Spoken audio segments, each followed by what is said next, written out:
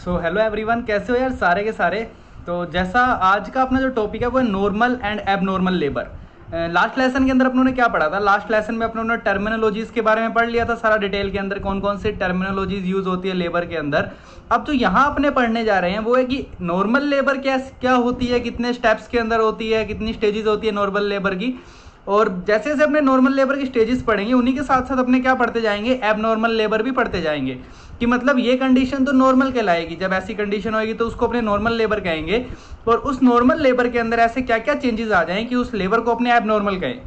ठीक है, तो अपने सबसे पहले स्टार्ट करते हैं नॉर्मल लेबर और यूट्राइन कॉन्ट्रैक्शन से शुरू करते हैं। नॉर्मल लेबर और यूट्राइन कॉन्ट्रैक्शन में शुरू करने से पहले सबसे पहले एक चीज देखना। सबसे पहले जो मैंने आपको बताया ये 3Ps के बारे में। 3Ps के बारे में बताऊं मैं आपको, जो 3P होते हैं, 3P का मतलब क्या है सिंपल सी लैंग्वेज में देखना। One is the passenger, second is the passage normal pelvis and third होता है पुश यूट्राइन कॉन्ट्रैक्शन। तीनों चीजें यहाँ पे आपको दिख रही होगी। तो ये 3Ps के ऊपर पूरा का पूरा नॉर्मल मैकेनिज्म डिपेंड होता है। पैसेंजर कौन होगा? नॉर्मल लेबर जो है, नॉर्मल लेबर है, इसके अंदर पैसेंजर आप किसको कहोगे? यार जाहिर सी बात है, फीटस ही तो पैसेंजर है। जिसको पास आउट होना है, जिसको पास आउट होना है, यूट्रस से बाहर निकल के आना है जिसको, उसको अपने पैसेंजर बोलते हैं। देन पैसेज नॉर्मल पेल्विस हो गया। पेल्विस का पूरा पासेज वे जो होता है पेल्विस के थ्रू होता है। पूरा का पूरा जो बेबी है, जो फीटस है, वो निकल के कहाँ से आएगा? पेल्विस के थ्रू बाहर निकल के आएगा। और थर्ड जो होता है वो होता है पुश यूट्राइन कॉन्ट्रैक्शन। जो यूट्राइन कॉन्ट्रैक्शंस होते हैं, जो पुश फोर्स लगाती है फीमेल, जो फोर्स लगाती है, देन उसको जिसके कारण पुश फोर्सेस मिलती है। बेबी डिसेंड डाउन होता है, बेबी नीचे की तरफ पुश होता है, जिसके कारण उसको अपने यूट्राइन कॉन्ट्रैक्शंस बोलते हैं। तो सबसे पहले अपने यूट्राइन पैसेंजर के बारे में पता है अपने को, फीटस होता है तो उसके बारे में अपने यहाँ नहीं पढ़ेंगे। ठीक है, नॉर्मल पेल्विस अपने पढ़ चुके हैं। नॉर्मल पेल्विस का जो पार्ट है वो अलग ही पार्ट है एनाटॉमी का। नॉर्मल पेल्विस जो है वो अलग पार्ट है एनाटॉमी का, वो यहाँ पे नहीं पढ़ाऊंगा मैं। यहाँ पे जो अपने पढ़ेंगे सबसे पहले उस किसके बारे में पढ़ेंगे? कॉन्ट्रैक्शंस के बारे में पढ़ेंगे। किसके बारे में पढ़ेंगे? कॉन्ट्रैक्शंस के बारे में। तो सबसे पहले अपने यूट्राइन कॉन्ट्रैक्शन के बारे में पढ़ते हैं।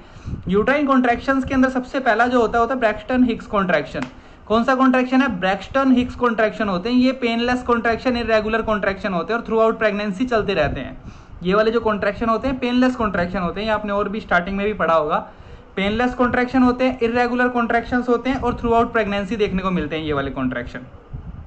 वहीं अगर मैं दूसरी बात करूं ड्यूरिंग लेबर, जो कॉन्ट्रैक्शन जो कि पेनफुल होते हैं, ध्यान से देखना यहाँ पे। ड्यूरिंग जो कॉन्ट्रैक्शन जो पेनफुल होते हैं उसके बारे में बात करते हैं यहाँ पे अपने।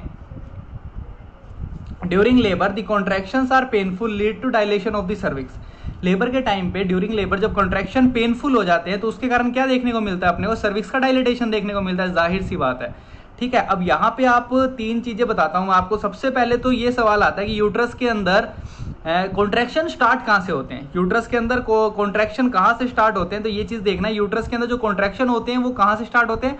वो कोर्नुआ पार्ट से स्टार्ट होते हैं। राइट कोर्नुआ पार्ट से स्टार्ट होते हैं, जिसको अपने पेस मेकर बोलते हैं। क्या बोलते हैं? पेस मेकर बोलते हैं। और वहीं से यूट्राइन कॉन्ट्रैक्शन स्टार्ट होते हैं और नीचे की तरफ रेडिएट करते हैं। कॉन्ट्रैक्शन जो होते हैं स्टार्ट होने के बाद कहाँ की ओर रेडिएट करते हैं? नीचे की तरफ रेडिएट करते हैं। तो राइट कोर्नुआ से स्टार्ट होते हैं और रेडिएट कहाँ की ओर करते हैं? नीचे की तरफ करते हैं। दूसरा इंपॉर्टेंट पॉइंट सुनना, दूसरा इंपॉर्टेंट पॉइंट जो होता है यूट्रस के बारे में, दूसरा जो होता है राइट कोर्नुआ से स्टार्ट होते हैं uterine contraction.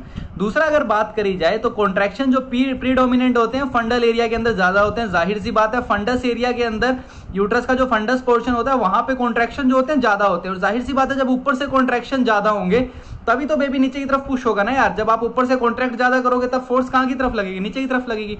That's why contraction जो होते हैं प्रीडोमिनेंट कहाँ पे होते हैं? फंडस के ऊपर होते हैं। इसको अपने फंडल प्रीडोमिनेंस बोलते हैं।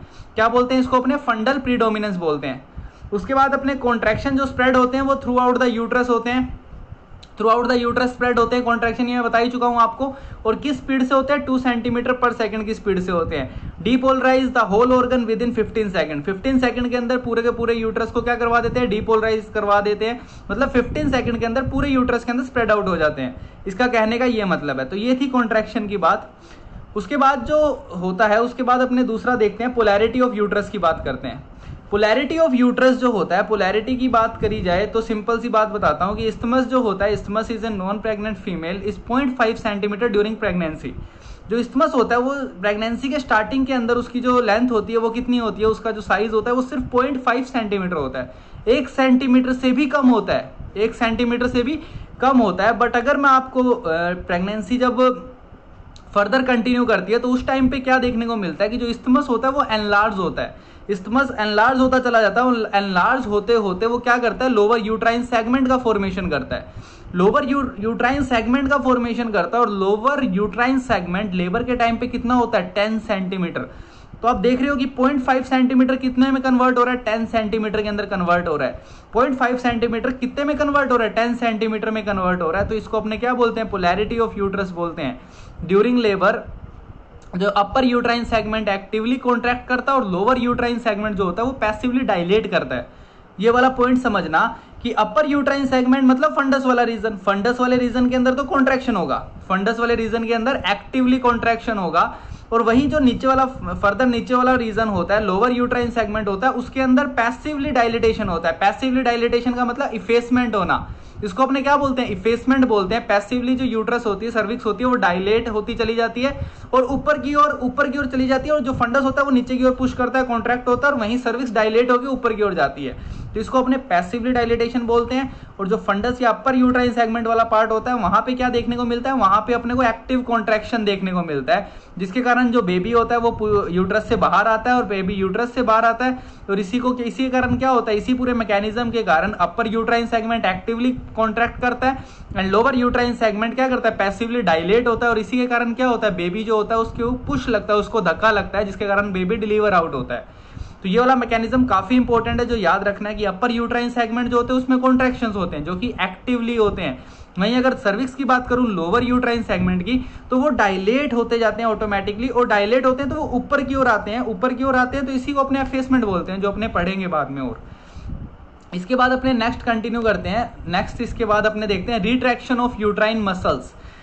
रिट्रैक्शन ऑफ यूट्राइन मसल्स क्या होता है, जब लेबर के टाइम पे क्या होता है, जो यूट्राइन सेगमेंट जो होते हैं, अपर यूट्राइन सेगमेंट जो होते हैं वो कॉन्ट्रैक्ट और रिलैक्स होते हैं। ठीक है, लेबर के टाइम पे जो अपर यूट्राइन सेगमेंट्स की जो मसल्स होती है वो कॉन्ट्रैक्ट होती है, रिलैक्स होती है। बट इसी के साथ साथ जो मसल्स होती है वो अपनी ओरिजिनल लेंथ के अंदर वापस नहीं आ पाती। जब कॉन्ट्रैक्शन रिलैक्सेशन हो रहा है, कॉन्ट्रैक्शन रिलैक्सेशन हो रहा है, इसी के साथ साथ मसल्स के अंदर क्या खासियत होती है, मसल्स के अंदर क्या फीचर्स होता है इंपॉर्टेंट, कि वो छोटी होती चली जाती है। और मसल्स जब शॉर्ट होती चली जाती है तो कॉन्ट्रैक्शन और स्ट्रॉन्ग होता चला जाता है, जो कॉन्ट्रैक्शंस होते हैं वो और प्रोग्रेस करते चले जाते हैं, वो और स्ट्रेंथ ज्यादा हो जाती है उन कॉन्ट्रैक्शन की। जब मसल्स जो थी पहले इतनी बड़ी थी, उसके अंदर कॉन्ट्रैक्शन हो रहा था, अब मसल्स आपने और छोटी कर दी, अब और कॉन्ट्रैक्शन तेज होगा, और छोटी कर दी तो और कॉन्ट्रैक्शन तेज होगा। तो मसल्स का साइज जो हो रहा है वो कम होता चला जा रहा है। इसी को अपने रिट्रैक्शन ऑफ यूट्राइन मसल्स बोलते हैं, कि जो मसल्स होती है वो अपनी ओरिजिनल शेप में वापस नहीं आ पाती। मसल्स जो होती है वो अपनी ओरिजिनल शेप के अंदर वापस नहीं आ पाती। इसी को अपने क्या बोलते हैं, इसी को अपने रिट्रैक्शन ऑफ यूट्राइन मसल्स बोलते हैं। और इसी रिट्रैक्शन ऑफ यूट्राइन मसल्स काफी इंपॉर्टेंट है कंसेप्ट, क्योंकि इसी के कारण जो क्या होता है, इसी के कारण कॉन्ट्रैक्शन जो होता है वो प्रोग्रेस करता है, कॉन्ट्रैक्शन प्रोग्रेस करता है और पुश को क्या करता है, पुश को बढ़ाता है। उसके बाद अपने events and intra uterine pressures के बारे में देख लेते हैं, जो कि मैंने यहाँ पे दिखा रखे हैं आपको, थोड़ा ध्यान से देखना। इवेंट्स की बात करी जाए तो कॉन्ट्रैक्शन जो होता है वो बिगिन होता है सिर्फ 10 mm ऑफ मर्करी प्रेशर से। 10 mm of mercury intra uterine pressure से कॉन्ट्रैक्शन बिगिन होता है। कॉन्ट्रैक्शन को पेनफुल कब कहेंगे, जब 15 mm of Hg intra uterine pressure हो जाता है, तब अपने कॉन्ट्रैक्शन जो होते हैं वो पेनफुल होने शुरू हो जाते हैं। सर्विक्स का डायलेटेशन भी शुरू हो जाता है 15 mm ऑफ Hg के ऊपर। फर्स्ट स्टेज ऑफ लेबर के अंदर जो इंट्रा यूट्राइन प्रेशर होता है 40 to 50 mm ऑफ Hg होता है। And second stage of labour तक आते आते ये यूट्राइन प्रेशर कितना हो जाता है, 100 to 120 mm of Hg। Important question है, कई बार डायरेक्ट पूछ लिए जाते हैं कि क्या इंट्रा यूट्राइन प्रेशर्स, मतलब इंट्रा यूट्राइन प्रेशर डायरेक्ट पूछ लिया जाता है, क्या सेकंड स्टेज ऑफ लेबर में इंट्रा यूट्राइन प्रेशर कितना होगा, फर्स्ट स्टेज ऑफ लेबर में इंट्रा यूट्राइन प्रेशर कितना होता है, डायरेक्ट पूछ लिया जाता है। दैट्स वाई इंपॉर्टेंट क्वेश्चन है ये, जो कि आपको याद रखना है कि सेकंड स्टेज ऑफ लेबर के अंदर 100 to 120 mm of Hg, first stage of labour के अंदर 40 to 50 mm ऑफ Hg। इसके बाद आगे फर्दर कंटिन्यू करते हैं अपने। अब क्या है, अब एक इंपॉर्टेंट क्वेश्चन आता है कि एडिक्वेट यूट्राइन कॉन्ट्रैक्शन क्या होता है। अभी तक अपने यूट्राइन कॉन्ट्रैक्शंस के बारे में ही पढ़ रहे थे, पोलैरिटी के बारे में पढ़ लिया, अपने टाइप्स के बारे में पढ़ लिया। अब जो अपने पढ़ रहे हैं वो adequate uterine contraction. Adequate uterine contraction कब कहा जाएगा, मतलब आप कब कॉन्ट्रैक्शंस को एडिक्वेट कहोगे, हाँ भाई कि अब ठीक है एडिक्वेट कॉन्ट्रैक्शन, जब आपकी लेबर रूम में ड्यूटीज लगेगी उस टाइम पे ये वर्ड बहुत बार बहुत फ्रीक्वेंटली यूज में लिया जाता है, कि डॉक्टर्स जो होते हैं वो बार बार ये वर्ड यूज में लेते हैं कि हाँ कॉन्ट्रैक्शन एडिक्वेट है, कॉन्ट्रैक्शन एडिक्वेट है। तो सिंपल सी बात है कि यूट्राइन कॉन्ट्रैक्शन को एडिक्वेट कब कहा जाएगा, तो एडिक्वेट यूट्राइन कॉन्ट्रैक्शन के अपने को 3 चीजों के बारे में पता होना चाहिए। 1 is the frequency, second is the duration and third is the intensity. कि जो यूट्राइन कॉन्ट्रैक्शन हो रहे हैं उनकी फ्रीक्वेंसी क्या है, देन ड्यूरेशन क्या है, कितने टाइम के लिए लास्ट रह रहे हैं कॉन्ट्रैक्शन, एंड थर्ड जो होता है वो है इंटेंसिटी, की जो कॉन्ट्रैक्शन है उनकी इंटेंसिटी कितनी है। तो सबसे पहली बात होती है फ्रीक्वेंसी के बारे में। तो फ्रीक्वेंसी जो होती है यूट्राइन कॉन्ट्रैक्शन की वो 10 मिनट के अंदर 3 कॉन्ट्रैक्शन होने चाहिए। 10 मिनट के अंदर कम से कम 3 कॉन्ट्रैक्शन होने चाहिए, तब तो अपने उसको क्या बोलेंगे, एडिक्वेट यूट्राइन कॉन्ट्रैक्शन बोलेंगे। कितने, 10 मिनट के अंदर 3 कॉन्ट्रैक्शन। ड्यूरेशन की बात करी जाए तो हर एक कॉन्ट्रैक्शन कम से कम कितनी देर के लिए होना चाहिए, 45 मिनट 45 सेकंड्स के लिए होना चाहिए, सॉरी कितनी देर के लिए होना चाहिए, ईच कॉन्ट्रैक्शन 45 सेकंड के लिए रहना चाहिए कम से कम। और इंटेंसिटी की बात की जाए तो इंटेंसिटी जो होती है इंट्रायूट्राइन प्रेशर, जो इंटेंसिटी होती है वो 65 to 75 mm of mercury, otherwise 220 मैंटो video unit. 220 मैंटो video unit, ये क्या होती है मैंटो वीडियो यूनिट, ये भी मैं आपको समझा दूंगा। फिलहाल आपको क्या याद रखना है, इंट्रायूट्राइन प्रेशर जो होता है वो 65 से 75 mm होना चाहिए, और मैंटो वीडियो यूनिट जो होती है वो 220 होनी चाहिए। दोनों सेम रेंज है इंटेंसिटी, बट यूनिट अलग अलग है, एक की mm ऑफ Hg के अंदर दे रखी है और एक की मैंटो वीडियो यूनिट के अंदर दे रखी है।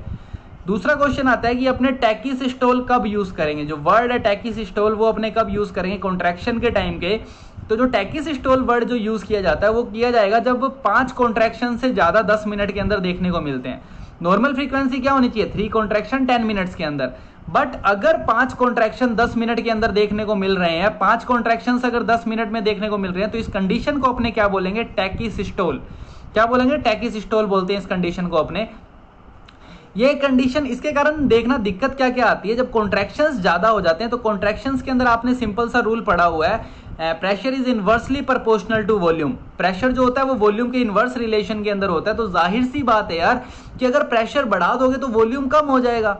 तो अगर बार बार कॉन्ट्रैक्शंस होंगे, बार बार 5 कॉन्ट्रैक्शंस हो रहे हैं 10 मिनट के अंदर, तो जाहिर सी बात है प्रेशर इंक्रीज होगा। प्रेशर इंक्रीज होगा तो वॉल्यूम कम हो जाएगा। वॉल्यूम कम होगा तो फीटस के पास जो ब्लड जा रहा था वो ब्लड सप्लाई कम हो जाएगी, और इसके कारण फीटस के अंदर क्या देखने को मिलेगा, फीटल डिस्ट्रेस देखने को मिलेगा। जाहिर सी बात है, और फीटल डिस्ट्रेस देखने को मिलता है, फीटल डिस्ट्रेस देखने को मिलता है तो यूट्रस जो होती है hyper stimulation of uterus. But आजकल ये वर्ड यूज में नहीं लिया जाता, मतलब फीटल डिस्ट्रेस हो रहा है किसके कारण, टैकीसिस्टोल के कारण। तो इस कंडीशन को अपने हाइपर स्टिमुलेशन ऑफ यूट्रस बोलते थे पहले, but nowadays these terminologies are no longer use. अब जो अपने टर्म यूज करते हैं वो टैकीसिस्टोल वर्ड यूज करते हैं at place of hyper stimulation. तो जाहिर सी बात है अगर कॉन्ट्रैक्शंस ज्यादा होंगे तो फीटल डिस्ट्रेस होने का रिस्क बढ़ जाता है, और फीटल डिस्ट्रेस के अंदर आपको पता है बेबी की इवन डेथ भी हो सकती है। तो एडिक्वेट यूट्राइन कॉन्ट्रैक्शन समझ आया। एडिक्वेट यूट्राइन कॉन्ट्रैक्शन जब फ्रीक्वेंसी जो होगी वो 3 contraction in 10 minute.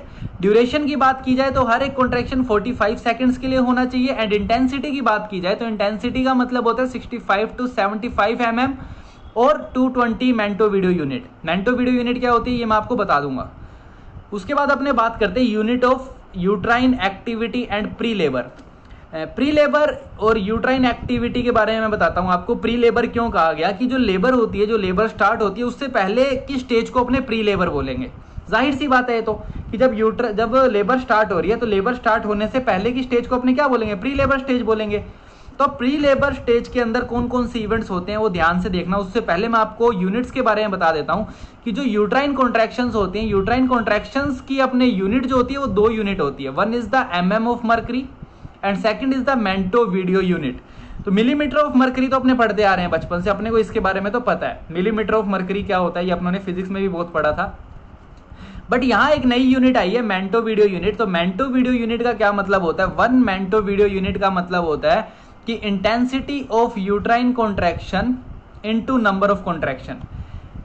Intensity of uterine contractions into number of contraction. जो यूट्राइन कॉन्ट्रैक्शन की इंटेंसिटी अगर उसको मैं मल्टीप्लाई कर दूं नंबर ऑफ कॉन्ट्रैक्शन के साथ तो मेरे पास क्या आएगा, 1 मैंटो यूनिट। बट ये जो पूरा का पूरा टाइम पीरियड होता है, intensity of uterine contraction into number of contraction, ये किसके अंदर होना चाहिए, 10 मिनट के अंदर अंदर। 10 मिनट के अंदर अंदर यूट्राइन कॉन्ट्रैक्शंस की इंटेंसिटी क्या है और नंबर ऑफ कॉन्ट्रैक्शन क्या है, इन दोनों को अगर मैं मल्टीप्लाई कर दूं तो मेरे पास क्या आ जाएगा, 1 मैंटो वीडियो यूनिट। एग्जाम्पल दिखा देता हूं, एग्जाम्पल से आपको ज्यादा अच्छा समझ आ जाएगा। जैसे एग्जाम्पल दे रखा है 4 contractions in 10 minute and each lasting for 35 seconds. 4 contractions है 10 मिनट के अंदर और जो इंटेंसिटी है वो है 35 सेकेंड की। लास्टिंग फॉर 35 सेकेंड, और जो प्रेशर जनरेट हो रहा है वो हो रहा है 50 mm ऑफ मर्करी।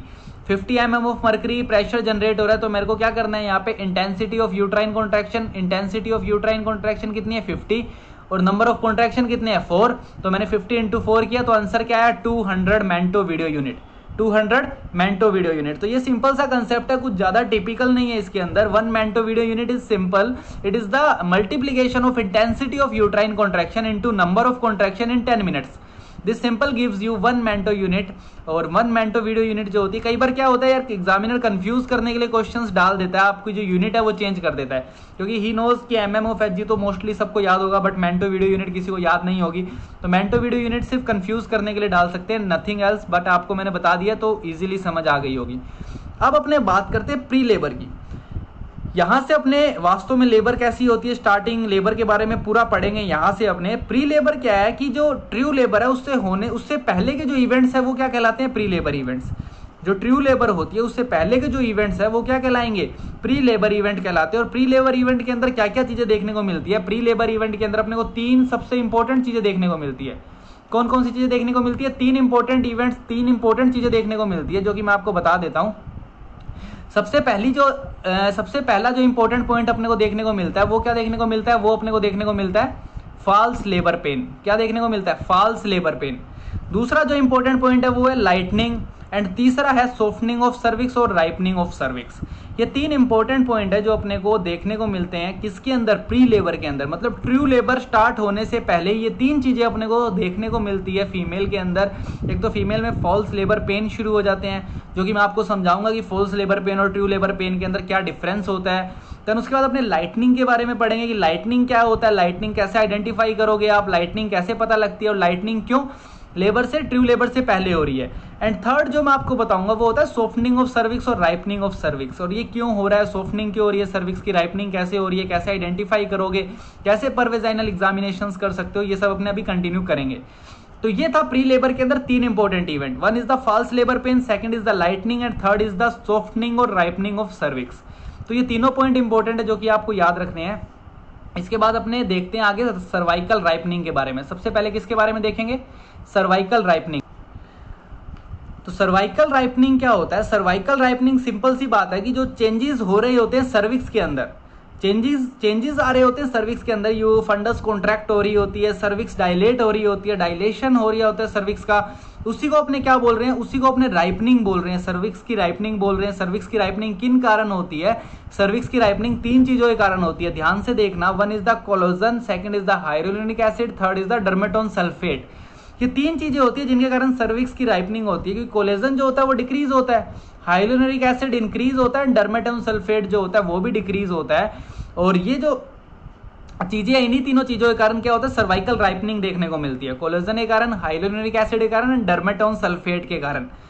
अब होता क्या है, जो सर्वाइकल राइपनिंग होती है इसको सबसे ज्यादा चेक कब किया जाता है, इसको सबसे ज्यादा चेक किया जाता है इंडक्शन ऑफ लेबर के टाइम पे, ड्यूरिंग इंडक्शन ऑफ लेबर। 2 अलग अलग पॉइंट होते हैं, 1 is the induction of labour, कि इंडक्शन ऑफ लेबर किसे कहते हैं, और एक अपने पढ़ेंगे एग्यूमेंटेशन ऑफ लेबर। 2 वर्ड पढ़ेंगे, 2 टर्मिनोलॉजीज पढ़ेंगे अपने। 1 is the induction of labour, second is the augmentation of labour. कब इंडक्शन ऑफ लेबर कहा जाएगा और कब एग्यूमेंटेशन ऑफ लेबर कहा जाएगा, ये दोनों मैं बहुत डिटेल में आपको डिफरेंस के साथ पढ़ाऊंगा कि किस बात को अपने इंडक्शन बोलते हैं और किस बात को अपने एग्यूमेंटेशन बोलते हैं। बट फिलहाल आपको सिर्फ इतना याद रखना है कि इंडक्शन ऑफ लेबर के टाइम पे अपने सर्वाइकल राइपनिंग को चेक करते हैं, अपने सर्वाइकल राइपनिंग को चेक करते हैं। और सर्वाइकल राइपनिंग को चेक किया जाता है किससे, बिशॉप स्कोर से। किससे किया जाता है, बिशॉप स्कोर। और यही एक क्वेश्चन बनता है आपका कि सर्वाइकल राइपनिंग को इंडक्शन ऑफ लेबर के टाइम चेक किया जाता है, और वो स्कोर कौन सा होता है जिससे चेक किया जाता है, and that score is called Bishop score. Bishop score होता है जिससे चेक किया जाता है। This is all about cervical ripening. Cervical ripening के बाद अपने कंटिन्यू करते हैं। सर्वाइकल राइपनिंग के बाद अपने जो पढ़ेंगे वो लाइटनिंग पढ़ेंगे और ट्रू और फॉल्स लेबर पेन के बारे में पढ़ेंगे। बट उससे पहले मैं आपको एक चीज और बता देता हूं जो कि यूट्रस के बारे में, कि डिफरेंट टाइम ऑफ प्रेगनेंसी के ऊपर यूट्रस जो होता है उसका बताता हूं मैं आपको किस किस जगह पे अपने को देखने को मिलता है, लोकेशन कैसी देखने को मिलती है अपने को, बेबी की लोकेशन जो होती है वो कैसे देखने को मिलती है, मतलब uterus at different time of pregnancy के ऊपर। सबसे पहले मैंने क्या किया, इस डायग्राम को ध्यान से देखना आप, इसको मैंने क्या किया, सबसे पहले इस डायग्राम को सबसे पहले मैंने यूट्रस बनाई पूरी की पूरी, ये फुल यूट्रस है, पूरी की पूरी यूट्रस बनाई मैंने सबसे पहले। ये वाली यूट्रस को बनाने के बाद मैंने सबसे पहले ऊपर क्या बनाया, जिफिस्टर्नम बनाया, बीच में यूम्बलाइकस बनाया, नीचे मैंने प्यूबिक सिम्फाइसिस बनाई। ये 3 पॉइंट क्लियर है। सेंटर के अंदर यूम्बलाइकस, जिफिस्टर्नम एंड प्यूबिक सिम्फाइसिस, ये 3 पॉइंट बनाया मैंने। उसके बाद क्या किया, मैंने यूम्बलाइकस और प्यूबिक सिम्फाइसिस के बीच में एक सेंटर पॉइंट, एक सेंटर लाइन डिवाइड कर दी, जिसको मैंने क्या नाम दिया, midway between umbilicus and pubic symphysis, जिसको मैंने क्या नाम दिया, midway between umbilicus and pubic symphysis नाम दिया। समझ आया। प्यूबिक सिम्फाइसिस वाला पार्ट तो आपको पता ही है, अपर border of pubic symphysis. Midway को क्या नाम दे दिया, बीच वाली लाइन को मैंने midway between umbilicus and pubic symphysis. Then umbilicus वाले पॉइंट को भी मैंने 2 पार्ट के अंदर डिवाइड कर दिया। ध्यान से देखना, जो यूम्बलाइकस के नीचे वाला पोर्शन है उसको मैंने लोअर बॉर्डर ऑफ यूम्बलाइकस बोला, एंड जो ऊपर वाला पोर्शन है उसको मैंने अपर बॉर्डर ऑफ यूम्बलाइकस बोला। नीचे वाले पोर्शन को क्या बोला, lower border of umbilicus, and upper portion को मैंने क्या बोला, अपर बॉर्डर ऑफ यूम्बलाइकस। उसके बाद यूम्बलाइकस और जिफिस्टर्नम के बीच में मैंने 3 डिवीजन किए। पहला डिवीजन जो 1/3 distance between umbilicus and xiphisternum, second है 2/3 difference between umbilicus and xiphisternum, and third जो है वो जिफिस्टर्नम खुद है। तो मतलब टोटल कितने पॉइंट हो गए, टोटल 1 2 3 4 5 6 7 पॉइंट हो गए। सबसे नीचे वाला point upper border of pubic symphysis and upper वाला पॉइंट जिफिस्टर्नम। उसके बाद बीच वाला सेंटर पॉइंट है यूम्बलाइकस वाला, जिसको मैंने 2 पार्ट में डिवाइड किया, lower border of umbilicus and upper border of umbilicus. Umbilicus और प्यूबिक सिम्फाइसिस के बीच के अंदर सेंटर के अंदर मैंने डिवीजन किया, उसको मैंने क्या नाम दिया, midway between umbilicus and pubic symphysis. Then मैंने यूम्बलाइकस और जिफिस्टर्नम के बीच में 2 लाइनें और डिवाइड करी, जिसको मैंने एक को क्या बोला, 1/3 distance between umbilicus and xiphisternum, and second third distance between umbilicus and xiphisternum. ये सारे के सारे पॉइंट है। अब यहाँ पे आप ध्यान से देखना कि ये जो पॉइंट है, ये वाली सारी की सारी लोकेशंस है जो यूट्रस की डिफरेंट टाइम के ऊपर, प्रेगनेंसी के ऊपर कब कब देखने को मिलती है। सबसे पहले अपने को देखने को मिलती है, अपने को सिर्फ याद रखने का तरीका याद रखना है कि अपर border of pubic symphysis 12 weeks, ठीक है। अब अपने को 4-4 के रेशियो के अंदर इंक्रीज करते जाना है। 12 वीक या 16 week, 20 week, 24 week, 28 week, 32 week और 36 वीक। जिफिस्टर्नम 36 वीक, यूट्रस जो होता है वो जिफिस्टर्नम तक कब पहुंच जाता है, 36 वीक के अंदर पहुंच जाता है। स्टार्टिंग के अंदर 12 वीक के अंदर यूट्रस कहां पे रहता है, सिर्फ प्यूबिक सिम्फाइसिस तक ही रहता है, अपर बॉर्डर ऑफ प्यूबिक सिम्फाइसिस तक रहता है। 16 वीक के अंदर यूट्रस यहां तक आ जाता है। 20 वीक के अंदर यूट्रस जो होता है यूम्बलाइकस के आसपास आ जाता है। 24 वीक्स में भी यूम्बलाइकस के ऊपर की तरफ आ जाता है।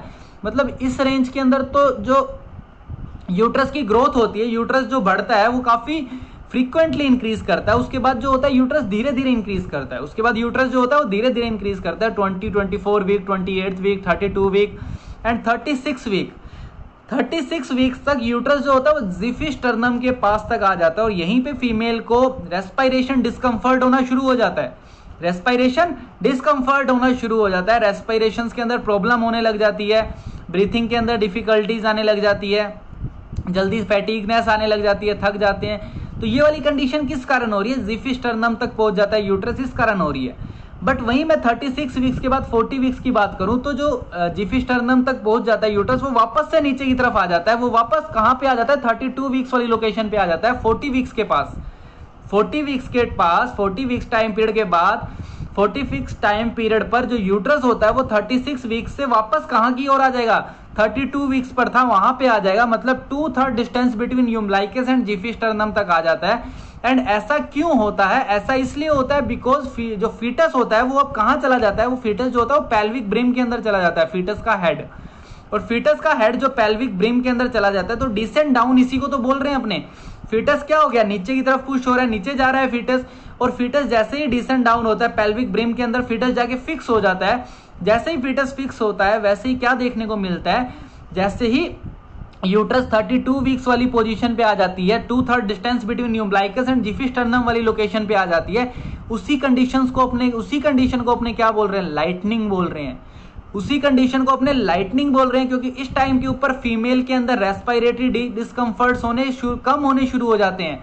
अब फीमेल जो होती है वो लाइटनिंग फील करती है, रिलैक्स फील करती है, थोड़ा जो रेस्पिरेटरी डिफिकल्टीज हो रही थी वो होनी कम हो जाती है इस लोकेशन के ऊपर आके, इस टाइम पीरियड के ऊपर आके।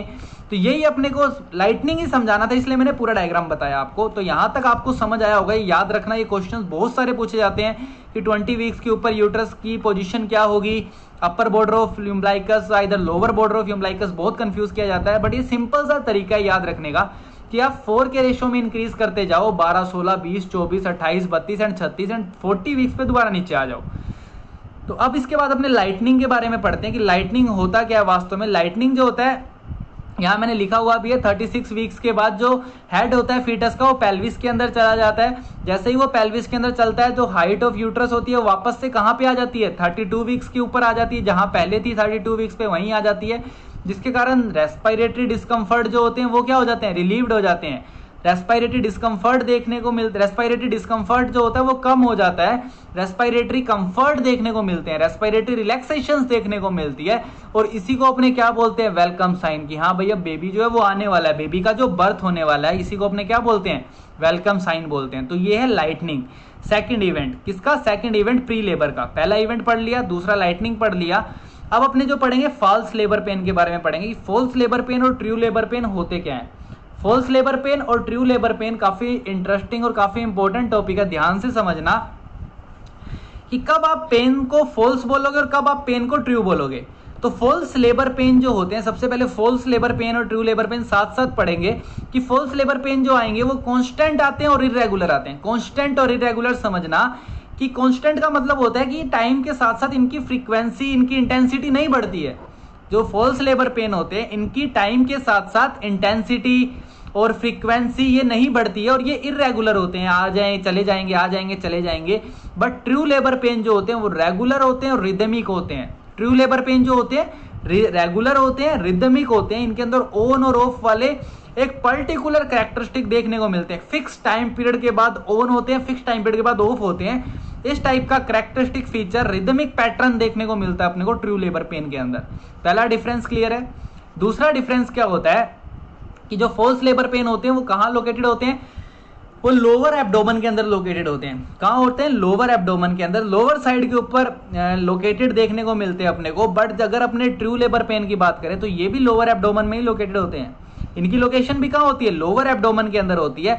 बट इनकी खास बात क्या होती है कि ये वाला जो पेन होता है ट्रू लेबर पेन, ये बैक और थाई तक रेडिएट कर जाता है, बैक में भी जाएगा और थाइस तक भी चला जाता है। इतना मतलब इनकी जो इंटेंसिटी होती है वो इतनी ज्यादा होती है इन पेन्स की, ट्रू लेबर पेन की, कि ये रेडिएट कर जाते हैं बैक के अंदर भी और थाई के अंदर भी।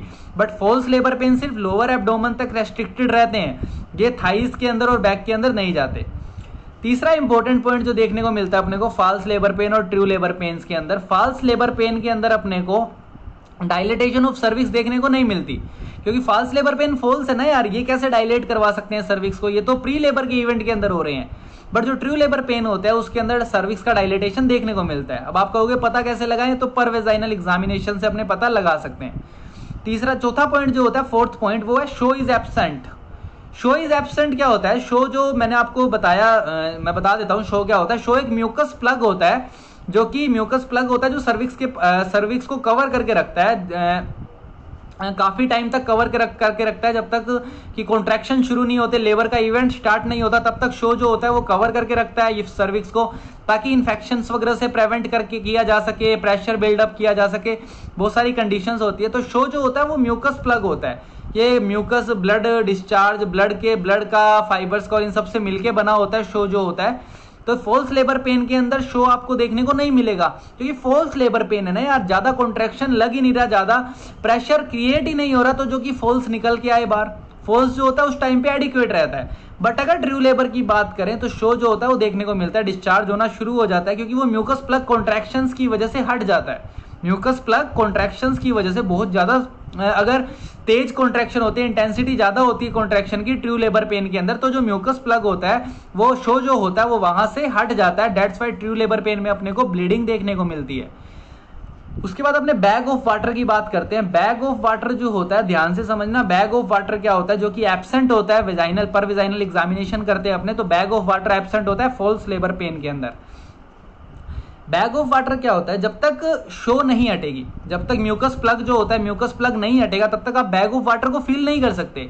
तो पहली चीज तो यही है कि फॉल्स लेबर पेन के अंदर म्यूकस प्लग ही नहीं रिमूव हुआ, और अगर म्यूकस प्लग रिमूव नहीं हुआ तो बैग ऑफ वाटर आपको फील ही नहीं होगा, क्योंकि बैग ऑफ वाटर बेसिकली कुछ नहीं होता, वो फीटल मेम्ब्रेन और एमनियोटिक मेम्ब्रेन्स होती है, जो कि म्यूकस प्लग हटने के बाद क्या आ जाती है, थोड़ी सी नीचे आ जाती है, थोड़ी सी सर्विक्स से बाहर आ जाती है, थोड़ी सी सर्विक्स से बाहर आ जाती है। तो अपने क्या कर सकते हैं, अपने उसको फील कर सकते हैं पर वेजाइनल एग्जामिनेशन के थ्रू। इसी को बैग ऑफ वाटर नाम दिया है। बट क्योंकि म्यूकस प्लग ही नहीं हटता फॉल्स लेबर पेन के अंदर, तो बैग ऑफ वाटर भी अपने को फील नहीं होता, ये एब्सेंट होता है फॉल्स लेबर पेन के अंदर। बट अगर मैं ट्रू लेबर पेन की बात करूं तो बैग ऑफ वाटर जो होता है वो प्रेजेंट होता है। अगर पर वेजाइनल एग्जामिनेशन करोगे तो बैग ऑफ वाटर आपको इजीली फील आउट हो जाता है। उसके बाद false labour pain intensity, frequency, duration के अंदर बढ़ते नहीं है, बिल्कुल इंक्रीज नहीं करते, एकदम नॉर्मल से रहते हैं। और ये जाहिर सी बात है, रेस्ट करवा दो पेशेंट को, ड्रग्स दे दो, सिडेशन दे दो, एनीमा दे दो, तो ये पेन जो होते हैं कम भी हो जाते हैं। False labour pen easily come हो जाते हैं रेस्ट के, सिडेशन के कारण, एनीमा के कारण, और ये ड्यूरेशन, इंटेंसिटी, फ्रीक्वेंसी के अंदर भी नहीं बढ़ते। But true labour pen time के साथ साथ, जैसे जैसे टाइम पास होता जाता है, वैसे वैसे इंटेंसिटी, फ्रीक्वेंसी, ड्यूरेशन इनके अंदर इंक्रीज होते चले जाते हैं। और पेन जो होता है वो दवाइयां देने से या फिर रेस्ट देने से या फिर एनीमा देने से बिल्कुल भी कम नहीं होता। पेन जो होता है आप कुछ भी दे दो, पेन बढ़ता ही जाता है ट्रू लेबर पेन के अंदर। तो ये कुछ इंपॉर्टेंट डिफरेंस है फॉल्स लेबर पेन के अंदर एंड ट्रू लेबर पेन के अंदर। कई बार बहुत सारे क्वेश्चंस इसी में से पूछ लिए जाते हैं कि फॉल्स लेबर पेन के अंदर क्या क्या देखने को मिलता है, ट्रू लेबर पेन के अंदर आपको क्या देखने को मिलता है, bag of water present in true labour pain, false labour pen.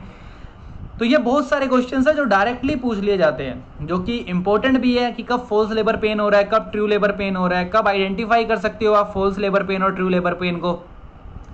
और आइडेंटिफाई करना इंपॉर्टेंट भी क्यों है यार, इंपॉर्टेंट है, बहुत ज्यादा इंपॉर्टेंट है। क्यों इंपॉर्टेंट है, क्योंकि आप अगर फॉल्स लेबर पेन और ट्रू लेबर पेन में आइडेंटिफाई कर पाते हो तो आप, अगर आपको पता लग जाए कि हाँ भाई फीमेल में अभी फॉल्स लेबर पेन है, तो आप थोड़ा रिलैक्स फील करोगे कि हाँ भाई अभी लेबर का प्रोसेस, जो प्री लेबर का प्रोसेस है, ये लेबर स्टार्ट नहीं हुई। तो आप बहुत ज्यादा जल्दबाजी नहीं करोगे, आप वेट एंड वॉच करोगे, वेट करोगे और वॉच करोगे कि हाँ भाई थोड़ा टाइम लग सकता है। बट अगर ट्रू लेबर पेन है तो आप बिल्कुल भी कंफ्यूज नहीं होगे फॉल्स लेबर पेन के साथ, क्योंकि आप इजीली आइडेंटिफाई कर सकते हो ट्रू लेबर पेन है। तो आप वहां पे वेट एंड वॉच वाला काम नहीं कर सकते, वहां पे आपको लेबर के अंदर जो पूरा प्रोसेस है वो आपको अप्लाई करना पड़ेगा डिलीवरी करवाने के लिए। तो ये होता है ट्रू लेबर पेन और फॉल्स लेबर पेन के अंदर डिफरेंस। इसके बाद अपने आगे फर्दर कंटिन्यू करते हैं। अब जो है, अब आता है स्टेजेस ऑफ लेबर।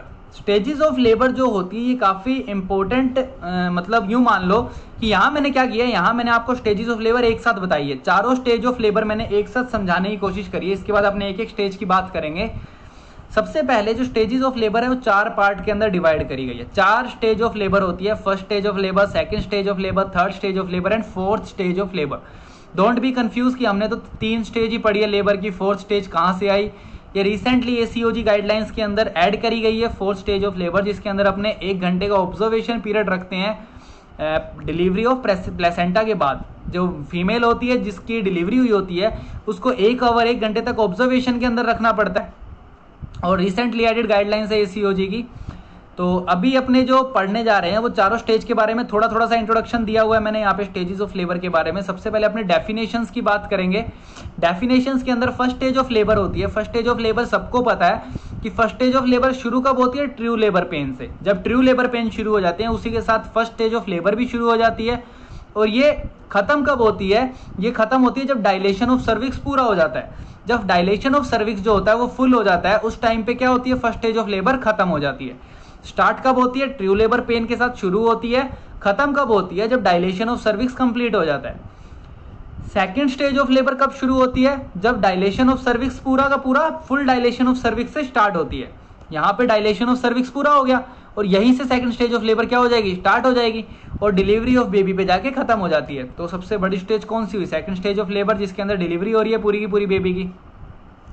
ठीक है, सबसे बड़ी नहीं बोलेंगे, सबसे इंपॉर्टेंट स्टेज बोलेंगे, सबसे इंपॉर्टेंट स्टेज बोलेंगे सेकंड स्टेज ऑफ लेबर, क्योंकि इसके अंदर अपने को क्या करवानी है, डिलीवरी करवानी है बेबी की। Then third stage of labour, जहां से बेबी की डिलीवरी खत्म होती है, बेबी की डिलीवरी एंड हो जाएगी, वहां से शुरू होएगी और प्लेसेंटा की डिलीवरी तक शुरू होएगी। मतलब बिगेंस कब होएगी, जब डिलीवरी ऑफ बेबी एंड हो जाएगी। डिलीवरी ऑफ बेबी, जब डिलीवरी ऑफ बेबी हो जाएगी वहां से ये शुरू होती है थर्ड स्टेज ऑफ लेबर, और जब प्लेसेंटा की डिलीवरी हो जाती है वहां पे ये खत्म हो जाती है थर्ड स्टेज ऑफ लेबर।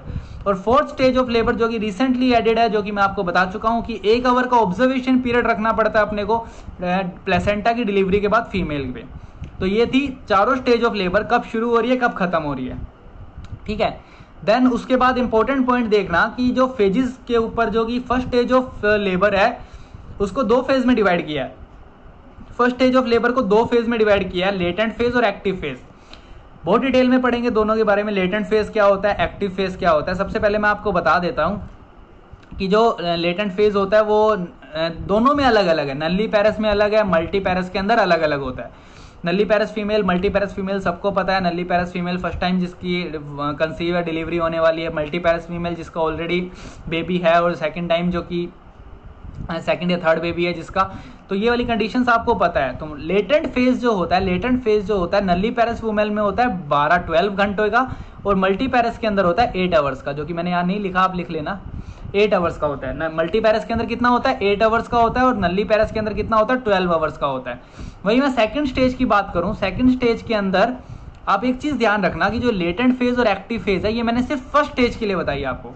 किसके लिए बताई है, फर्स्ट स्टेज ऑफ लेबर के लिए बताई है मैंने आपको लेटेंट फेज और एक्टिव फेज। बाकी फेजेस बाकियों के लिए मैं नहीं बता रहा अभी आपको लेटेंट फेज और एक्टिव फेज, अभी सिर्फ फर्स्ट स्टेज ऑफ लेबर के लिए लेटेंट फेज और एक्टिव फेज बताई है मैंने, तो आप ये भी ध्यान रखना अभी। उसके बाद मैंने आपको क्या बताया कि नॉर्मल डायलेशन जो होता है नल्ली पैरस और मल्टी पैरस के अंदर, वो नल्ली पैरस में 12 घंटे का होता है 12 आवर, मल्टी पैरस के अंदर 8 आवर्स का होता है। वहीं अगर सेकंड स्टेज की बात करूं तो नल्ली पैरस के अंदर 1 आवर का होता है, मल्टी पैरस के अंदर 30 मिनट्स का होता है।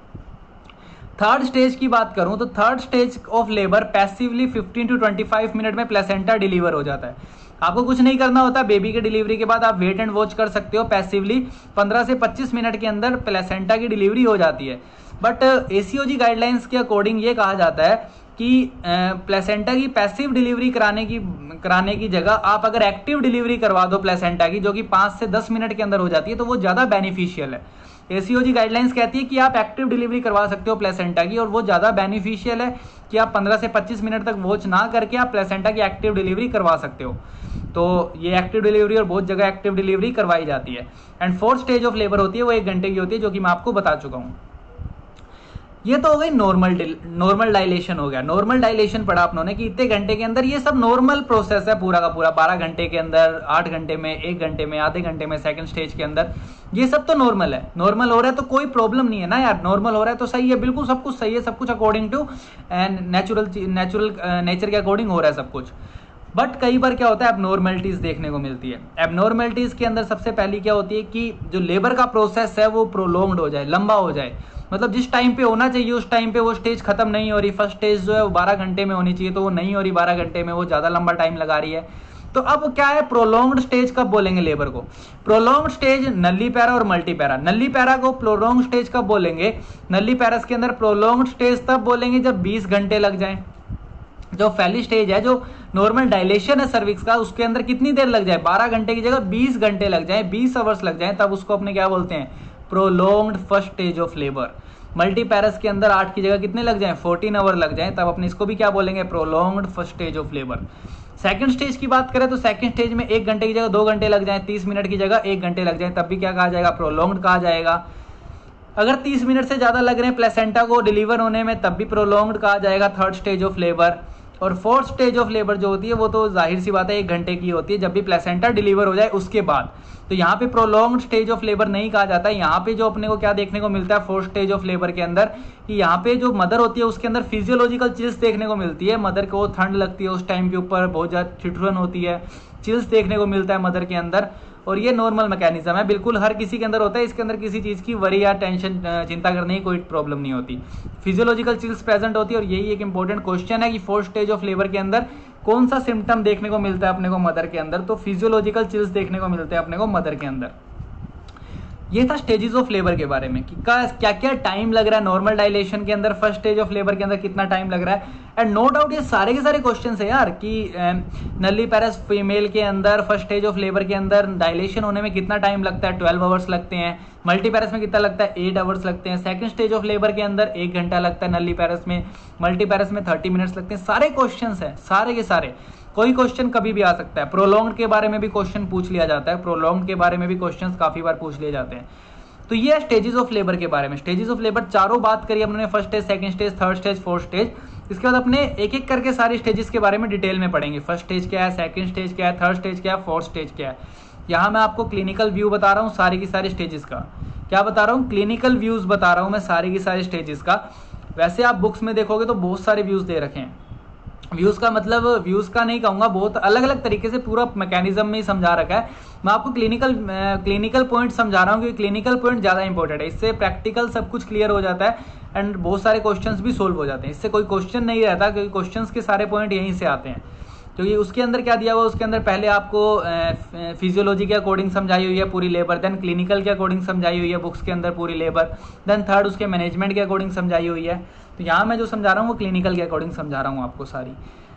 उसके बाद फर्दर कंटिन्यू करते हैं आगे नेक्स्ट स्लाइड के अंदर अपने। अब जो अपने फर्स्ट स्टेज ऑफ लेबर की बात करते हैं, फर्स्ट स्टेज ऑफ लेबर के अंदर अपनों ने लेटेंट फेज और एक्टिव फेज के बारे में पढ़ा।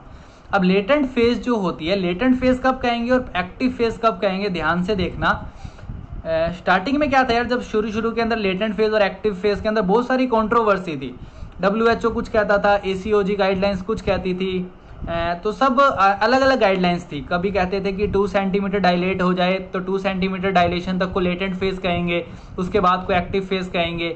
फिर कोई और WHO आया, उसने कहा कि 4 सेंटीमीटर डायलेशन को अपने लेटेंट फेज कहेंगे, बाकी को अपने उसके बाद वाले को अपने एक्टिव फेज कहेंगे। फिर जो रिसेंट गाइडलाइंस आई ACOG की, उसने क्या कहा कि लेटेंट फेज और एक्टिव फेज जो होगा, लेटेंट फेज आप तब कहोगे जब एक तो ट्रू लेबर पेन शुरू हो जाए। अगर फीमेल के अंदर ट्रू लेबर पेन शुरू हो जाता है तो उसको अपने क्या बोलते हैं, latent phase. True labour pen शुरू होने के बाद अगर सर्विक्स 5 सेंटीमीटर तक डायलेट हो जाती है, सर्विक्स 5 सेंटीमीटर तक डायलेशन हो जाता है सर्विक्स का। वैसे कितना डायलेशन होता है फर्स्ट फेज के अंदर, फर्स्ट फेज जो होती है लेबर की, फर्स्ट स्टेज ऑफ लेबर के अंदर 10 सेंटीमीटर डायलेशन हो जाता है। सर्विक्स जो होती है फुल्ली डायलेट हो जाती है, जो कि मैंने आपको ही बताया था। यहाँ पे अपने ने 2 फेज में डिवाइड किया फर्स्ट स्टेज ऑफ लेबर को, लेटेंट फेज और एक्टिव फेज। लेटेंट फेज के अंदर क्या कहा गया, लेटेंट फेज में कहा गया अगर सर्विक्स 5 सेंटीमीटर तक डायलेट हो जाती है तो 5 सेंटीमीटर तक डायलेशन को अपने क्या बोलते हैं, अपने 5 सेंटीमीटर डायलेशन को लेटेंट फेज बोलते हैं। मतलब 5 सेंटीमीटर तक डायलेट हो गई, लेटेंट फेज है।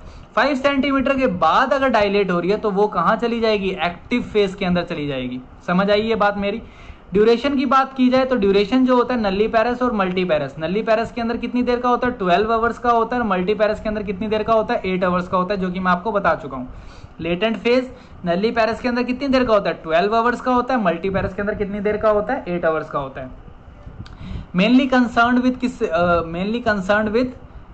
Concerned with cervical effacement and dilation. ये बहुत इंपॉर्टेंट पॉइंट है जो कि बहुत बार क्वेश्चंस पूछा गया है। लेटेंट फेज के अंदर अपने सबसे ज्यादा कंसर्न किस चीज से होते हैं, अपने सबसे ज्यादा कंसर्न होते हैं सर्वाइकल इफेसमेंट से और डायलेशन से। किससे कंसर्न होते हैं, सर्वाइकल इफेसमेंट एंड डायलेशन सबसे ज्यादा कंसर्न होते हैं। अपने को सर्वाइकल इफेसमेंट चेक करना होता है और डायलेशन चेक करना होता है। और इस टाइम पे सर्विक्स जो होती है वो क्या होती है, शॉर्ट होती चली जाती है। शॉर्ट होने का मतलब है कि वो मूव करती चली जाती है, ऊपर की ओर मूव करती है ताकि पैसेज वे बनता है फीटस को पास आउट होने के लिए। अब बात करते हैं एक्टिव फेज ऑफ लेबर की। एक्टिव फेज जो होती है वो मैंने बता ही दिया आपको, बिगिन कब शुरू होती है, जब 6 सेंटीमीटर से ज्यादा सर्विक्स डायलेट हो जाए। 6 या 6 सेंटीमीटर से ज्यादा, 6 या फिर 6 सेंटीमीटर से ज्यादा सर्विक्स का डायलेटेशन हो जाता है, तब अपने उसको किस में देंगे, एक्टिव फेज के अंदर बोलते हैं। फर्स्ट स्टेज ही चल रही है, फर्स्ट स्टेज ऑफ लेबर ही पढ़ रहे हैं अपने, उसके अंदर 2 फेजेस है, लेटेंट फेज और एक्टिव फेज। कब लेटेंट बोलेंगे मैंने बता दिया है, और कब उसको अपने एक्टिव बोलेंगे वो मैं बता रहा हूँ कि 6 या 6 से ज्यादा सेंटीमीटर सर्विक्स का डायलेटेशन हो जाए और साथ में कॉन्ट्रैक्शंस रेगुलर हो, कॉन्ट्रैक्शंस रेगुलर हो, तब अपने उसको क्या बोलेंगे, एक्टिव फेज बोलेंगे। नॉर्मल मिनिमम सर्वाइकल डायलेशन का जो रेट होता है, अब यहाँ पे जो अपने एक्टिव फेज के अंदर अपने रेट की बात करेंगे। एक्टिव फेज में रेट की बात करने का मतलब जो नल्ली पैरस और मल्टी पैरस, नल्ली पैरस फीमेल के अंदर जो डायलेटेशन का रेट होता है वो होता है 1.2 सेंटीमीटर पर आवर, और मल्टी पैरस के अंदर डायलेटेशन का रेट होता है 1.5 सेंटीमीटर पर आवर। मतलब एक फिक्स टाइम के बाद एक्टिव फेज में आने के बाद इस स्पीड से डायलेटेशन होना चाहिए, कम से कम इस स्पीड से डायलेटेशन होना चाहिए। मतलब 5 सेंटीमीटर डायलेट होने के बाद 5 से 10 सेंटीमीटर डायलेट कम से कम 4 घंटे के अंदर या 5 घंटे के अंदर डायलेटेशन हो जाना चाहिए। फुल डायलिटेशन कितनी देर के अंदर हो जाना चाहिए, 4 से 5 घंटे के अंदर डायलिटेशन हो जाना चाहिए, तब उसको अपने नॉर्मल डायलिटेशन बोलेंगे। 12 से 17-18 घंटे तक अगर पूरा डायलेशन हो रहा है, सर्विक्स 10 सेंटीमीटर डायलेट हो रही है, कोई प्रॉब्लम नहीं है, नॉर्मल डायलिटेशन है वो। बट अगर 20 घंटे 20 आवर्स से ज्यादा लग रहे हैं, 20 आवर्स से ज्यादा लग रहे हैं, दैट्स जो उसको अपने क्या बोलेंगे, प्रोलॉन्ग डायलिटेशन बोलेंगे। WHO के अकॉर्डिंग मिनिमम रेट जो है डायलिटेशन का वो 1 सेंटीमीटर पर आवर होना चाहिए। WHO के अकॉर्डिंग मिनिमम रेट जो है डायलिटेशन का वो कितना होना चाहिए, 1 सेंटीमीटर पर आवर होना चाहिए। और सबसे ज्यादा जो एक्टिव फेज में अपने किससे कंसर्न होते हैं, एक्टिव फेज के अंदर अपने cervix dilatation and descent of foetal head. Cervix dilatation and descent of foetal head, ध्यान से देखना दोनों के दोनों पॉइंटों को। मैंने यहाँ पे लेटेंट फेज में क्या बोला था कि डायलिटेशन दोनों फेज में कॉमन है, सर्वाइकल डायलिटेशन दोनों फेज के अंदर अपने कंसर्न है, दोनों से कंसर्न है। यहाँ भी अपने सर्विक्स डायलेट करवा रहे हैं और यहाँ भी अपने सर्विक्स डायलेट करवाना चाहते हैं, लेटेंट फेज और एक्टिव फेज। डिफरेंस क्या है कि लेटेंट फेज में अपने सर्वाइकल एफेसमेंट पे ज्यादा ध्यान दे रहे हैं और एक्टिव फेज के अंदर अपने डिसेंट के ऊपर ज्यादा ध्यान दे रहे हैं कि फीटस का जो हेड है वो डिसेंट डाउन हो जाए। तो ये डिफरेंस है लेटेंट फेज के अंदर और एक्टिव फेज के अंदर, जो कि बहुत इंपॉर्टेंट है और इसके ऊपर बहुत सारे क्वेश्चंस बनते हैं यार, जो कि आपको याद रखने हैं। ये जो रेड पेन से हाईलाइट किए हुए हैं सारे पॉइंट बहुत इंपॉर्टेंट है, जो कि आपको याद रखने हैं, क्योंकि सारे क्वेश्चन सही हैं। कहीं ना कहीं सेंट्रल इंस्टीट्यूशन एग्जामिनेशन के अंदर सारे क्वेश्चन पूछे गए हैं। इसके बाद अपने आगे देखते हैं, इसके बाद अपने एबनॉर्मेलिटीज देखते हैं फर्स्ट स्टेज ऑफ लेबर की। अब अपने फर्स्ट स्टेज ऑफ लेबर के बारे में पढ़ा, उसके टाइम ड्यूरेशंस के बारे में पढ़ा, देन लेटेंट फेज और एक्टिव फेज के बारे में पढ़ा। अब अपने साथ में क्या देख लेंगे, एबनॉर्मेलिटीज भी देख लेंगे, क्या क्या दिक्कतें आ सकती है फर्स्ट स्टेज ऑफ लेबर के अंदर, लेटेंट फेज ऑफ लेबर के अंदर। तो फर्स्ट स्टेज ऑफ लेबर के अंदर अपने क्या क्या दिक्कत आ सकती है। सबसे पहली दिक्कत तो क्या ही हो सकती है कि जो फेज है वही प्रोलॉन्ग्ड हो जाए, first stage of labour prolonged हो जाए। अगर first stage of labour prolonged हो जाएगी तो ये भी एक तरीके की क्या है, एबनॉर्मेलिटी। अब prolonged first stage of labour कब कहा जाएगा, prolonged first stage of labour तब कहा जाएगा, जैसा कि मैंने पहले ही बताया था आपको, कि अगर 20 या 20 घंटे से ज्यादा नल्ली पैरस में देखने को मिल रहा है, 14 या 14 आवर से ज्यादा मल्टी पैरस में देखने को मिल रहा है, तो ये दोनों कंडीशंस क्या होती है, दोनों कंडीशंस को अपने प्रोलॉन्ग्ड लेटेंट फेज बोलते हैं। पहले के टाइम में 8 घंटे तक माना जाता था कि 8 आवर से ज्यादा अगर देखने को मिल रहा है तो वो प्रोलॉन्ग्ड है, बट ये गलत है डेफिनेशन। अब जो नई गाइडलाइंस है उसके अंदर 20 आवर से ज्यादा नल्ली पैरस एंड 14 आवर्स से ज्यादा मल्टी पैरस, अगर ये टाइम लग रहा है इतना या इससे ज्यादा टाइम अगर लग रहा है फर्स्ट स्टेज ऑफ लेबर के अंदर, लेटेंट फेज ऑफ लेबर के अंदर, तो उस कंडीशन को अपने प्रोलॉन्ग्ड लेटेंट फेज बोलेंगे। पहला पॉइंट क्लियर है, डेफिनेशन। अब आता है कोजेस। कोजेस क्या क्या हो सकते हैं, मतलब किस किस कारण से लेटेंट फेज प्रोलॉन्ग्ड हो सकती है, किस किस कारण से हो सकती है प्रोलॉन्ग्ड। मान लो आप लेबर के अंदर बहुत ज्यादा पेन हो रहा है फीमेल को, और आपने फीमेल को एनेस्थीसिया दे दिया, एपिड्यूरल एनेस्थीसिया दे दिया आपने फीमेल को, तो एपिड्यूरल एनेस्थीसिया के कारण अगर गलती से थोड़ा सा भी ज्यादा लग जाए, एक्सेसिव एपिड्यूरल एनाल्जेसिक्स लग जाता है, जिसके कारण क्या देखने को मिलता है, लेटेंट फेज प्रोलॉन्ग्ड देखने को मिलता है। पहला कोर्स समझ आया कि अगर एक्सेसिव सिडेशन दे देते हैं अपने एपिड्यूरल पेशेंट को तो प्रोलॉन्ग लेटेंट फेज देखने को मिलता है। दूसरा क्या देखने को मिलता है कि जो सर्वाइकल प्लग होता है, जो सर्वाइकल प्लग होता है या फिर सर्विक्स की जो कंडीशन होती है वो ज्यादा अच्छी ना हो, poor cervical condition. Poor cervical condition कौन कौन सी होती है, पुअर सर्वाइकल कंडीशन की सर्विक्स बहुत ज्यादा थिक हो जाए, म्यूकस प्लग बहुत ज्यादा थिक हो जाए, म्यूकस प्लग हटे ही ना जल्दी से, देन एफेसमेंट ही ना हो, सर्विक्स के अंदर एफेसमेंट ना हो, सर्विक्स जो डायलेट ना हो रही हो, सर्विक्स में अनडाइलेशन देखने को मिल रहा हो, तो ये वाली कंडीशन जो होती है पुअर सर्वाइकल कंडीशन, इसके अंदर भी अपने को क्या देखने को मिलता है, लेटेंट फेज प्रोलॉन्ग्ड देखने को मिलता है। वहीं अगर तीसरी बात करें, सबसे इंपॉर्टेंट बात, कि आप आइडेंटिफाई ना कर पाओ यार कि फॉल्स लेबर पेन है या ट्रू लेबर पेन है। फीमेल कह रही है मेरे को पेन है और आपको लगा कि उसका प्रोलॉन्ग्ड, उसका first stage of labour start हो गया है, आपको अगर ये लगा, बट वास्तव में फीमेल के अंदर क्या था, फॉल्स लेबर पेन। वास्तव में फीमेल में क्या है, फॉल्स लेबर पेन। और अगर आप फॉल्स लेबर पेन को फर्स्ट स्टेज ऑफ लेबर में काउंट कर लेते हो तो जाहिर सी बात है यार, जो फेज है वो प्रोलॉन्ग्ड होगा ही होगा, आपके अकॉर्डिंग प्रोलॉन्ग्ड होगा यार। तो फॉल्स लेबर पेन सबसे मोस्ट कॉमन कॉज होता है मल्टीपैरा फीमेल के अंदर, सबसे कॉमन कॉज होता है फॉल्स लेबर पेन, क्योंकि फॉल्स लेबर पेन के कारण ही क्या लगता है कि फर्स्ट स्टेज ऑफ लेबर है वो प्रोलॉन्ग्ड हो रही है, बट वास्तव में first stage of labour prolong नहीं हो रही होती, क्योंकि वो फॉल्स लेबर पेन होता है। तो फॉल्स लेबर पेन के कारण ही होता है। और सबसे अच्छा जो मैनेजमेंट होता है फर्स्ट स्टेज ऑफ लेबर का, prolonged first stage of labour का, prolonged latent phase first stage of labour का जो सबसे अच्छा मैनेजमेंट होता है वो होता है थेराप्यूटिक रेस्ट। फीमेल को थेराप्यूटिक रेस्ट देना सबसे अच्छा मैनेजमेंट होता है। और दूसरा इंपॉर्टेंट पॉइंट क्या है, दूसरा अपने क्या कर सकते हैं, अगर पुअर सर्वाइकल कंडीशन है, पुअर सर्वाइकल कंडीशन है तो अपने सर्विक्स की राइपनिंग के लिए अपने क्या दे सकते हैं, उसको मेडिसिन दे सकते हैं। और सर्वी प्राइम जेल जो होता है वो सबसे इंपॉर्टेंट है, इसका नाम बहुत बार पूछा गया है, वो होता है PGE2। प्रोस्टाग्लैंडिन E2 जो होता है वो सर्वी प्राइम जेल की तरह काम में लिया जाता है, सबसे ज्यादा काम में लिया जाता है लेबर रूम में, जो कि डाइनोप्रोस्ट जेल होता है। क्या होता है, डाइनोप्रोस्ट जेल होता है, जो सर्विक्स की राइपनिंग के लिए यूज में लिया जाता है, जिसको वजाइना के अंदर इंट्रोड्यूस किया जाता है, जिससे सर्विक्स क्या हो जाती है, राइपनिंग हो जाती है, सर्विक्स की डायलेशन होना शुरू हो जाता है। तो ये ड्रग ऑफ चॉइस होती है, जो बहुत बार क्वेश्चन पूछा गया है। तो ये था प्रोलॉन्ग्ड लेटेंट फेज के बारे में। डेफिनेशन पढ़ी अपनों ने, कॉजेस पढ़े अपनों ने, मैनेजमेंट पढ़े, प्रोलॉन्ग्ड लेटेंट फेज के बारे में। तो अपनों ने क्या क्या पढ़ लिया, अपनों ने फर्स्ट स्टेज ऑफ लेबर के बारे में पढ़ लिया, देन अपनों ने लेटेंट फेज और एक्टिव फेज में डिफरेंस पढ़ लिया, एंड अपनों ने एबनॉर्मेलिटीज भी पढ़ ली लेटेंट फेज की क्या क्या हो सकती है। तो ये कुछ इंपॉर्टेंट पॉइंट्स हैं जो कि अपने कंटिन्यू पढ़ते जा रहे हैं स्टेप वाइज, जो कि आपको ध्यान रखना है। इसके बाद अपने एक्टिव फेज की एबनॉर्मेलिटीज पढ़ते हैं, इसके बाद अपने एक्टिव फेज की एबनॉर्मेलिटीज पढ़ेंगे। अब अपने जो पढ़ेंगे वो active phase of labour. Active phase of labour को कब नॉर्मल कहेंगे और कब एबनॉर्मल कहेंगे, ध्यान से देखना कि active phase of labour normal तो तब कही जाएगी कि जब उसके अंदर सबसे पहले डायलेशन ऑफ सर्विक्स हो जाए, डायलेशन ऑफ सर्विक्स हो जाए अगर, और डिसेंट ऑफ फीटल हेड, ये दोनों कंडीशंस अगर नॉर्मल रेट से चल रही है तो ये नॉर्मल है, एक्टिव फेज बिल्कुल नॉर्मल है अगर ये दोनों कंडीशन नॉर्मल रेट से हो रही है। जैसे डायलेशन ऑफ सर्विक्स नल्ली पैरस के अंदर 1.2 सेंटीमीटर पर आवर हो रही है, मल्टी पैरस में 1.5 सेंटीमीटर पर आवर रेट से हो रही है, WHO के अकॉर्डिंग 1 सेंटीमीटर पर आवर के रेट से हो रही है। अगर ये कंडीशंस है डायलेटेशन ऑफ सर्विक्स के अंदर इस रेट से हो रहा है सब कुछ, तो ये बिल्कुल नॉर्मल एक्टिव फेज है। और जो डिसेंट ऑफ फीटल हेड है अगर वो नल्ली पैरस में 1 सेंटीमीटर पर आवर और मल्टी पैरस में 2 सेंटीमीटर पर आवर इस रेट से हो रहा है तो ये भी नॉर्मल है बिल्कुल। तो इस फेज को अपने एक्टिव फेज को अपने बिल्कुल नॉर्मल कहेंगे। पहले अपने लेटेंट फेज पढ़ा था फर्स्ट स्टेज ऑफ लेबर का, अब अपने एक्टिव फेज पढ़ रहे हैं। एक्टिव फेज में नॉर्मल एक्टिव फेज पढ़ रहे हैं अपने, कब अपने एक्टिव फेज को नॉर्मल कहेंगे। तो नॉर्मल कब कहेंगे, जब dilatation of cervix normal rate से हो रहा हो और डिसेंट ऑफ फीटल हेड भी नॉर्मल रेट से हो रहा हो। जब ये दोनों कंडीशन नॉर्मल रेट से हो रही है तब अपने क्या बोलेंगे, first stage of active phase को नॉर्मल बोलेंगे। एबनॉर्मल एक्टिव फेज कब कहलाएगा, एबनॉर्मल एक्टिव फेज तब कहलाता है कि जब जिस अकॉर्डिंग जो rate of dilatation of cervix है, जो rate of descent down of head है, अगर वो उस रेट से नहीं हो रहा होता तब उसको अपने क्या बोलते हैं, तब उसको अपने एबनॉर्मेलिटीज ऑफ एक्टिव फेज बोलते हैं।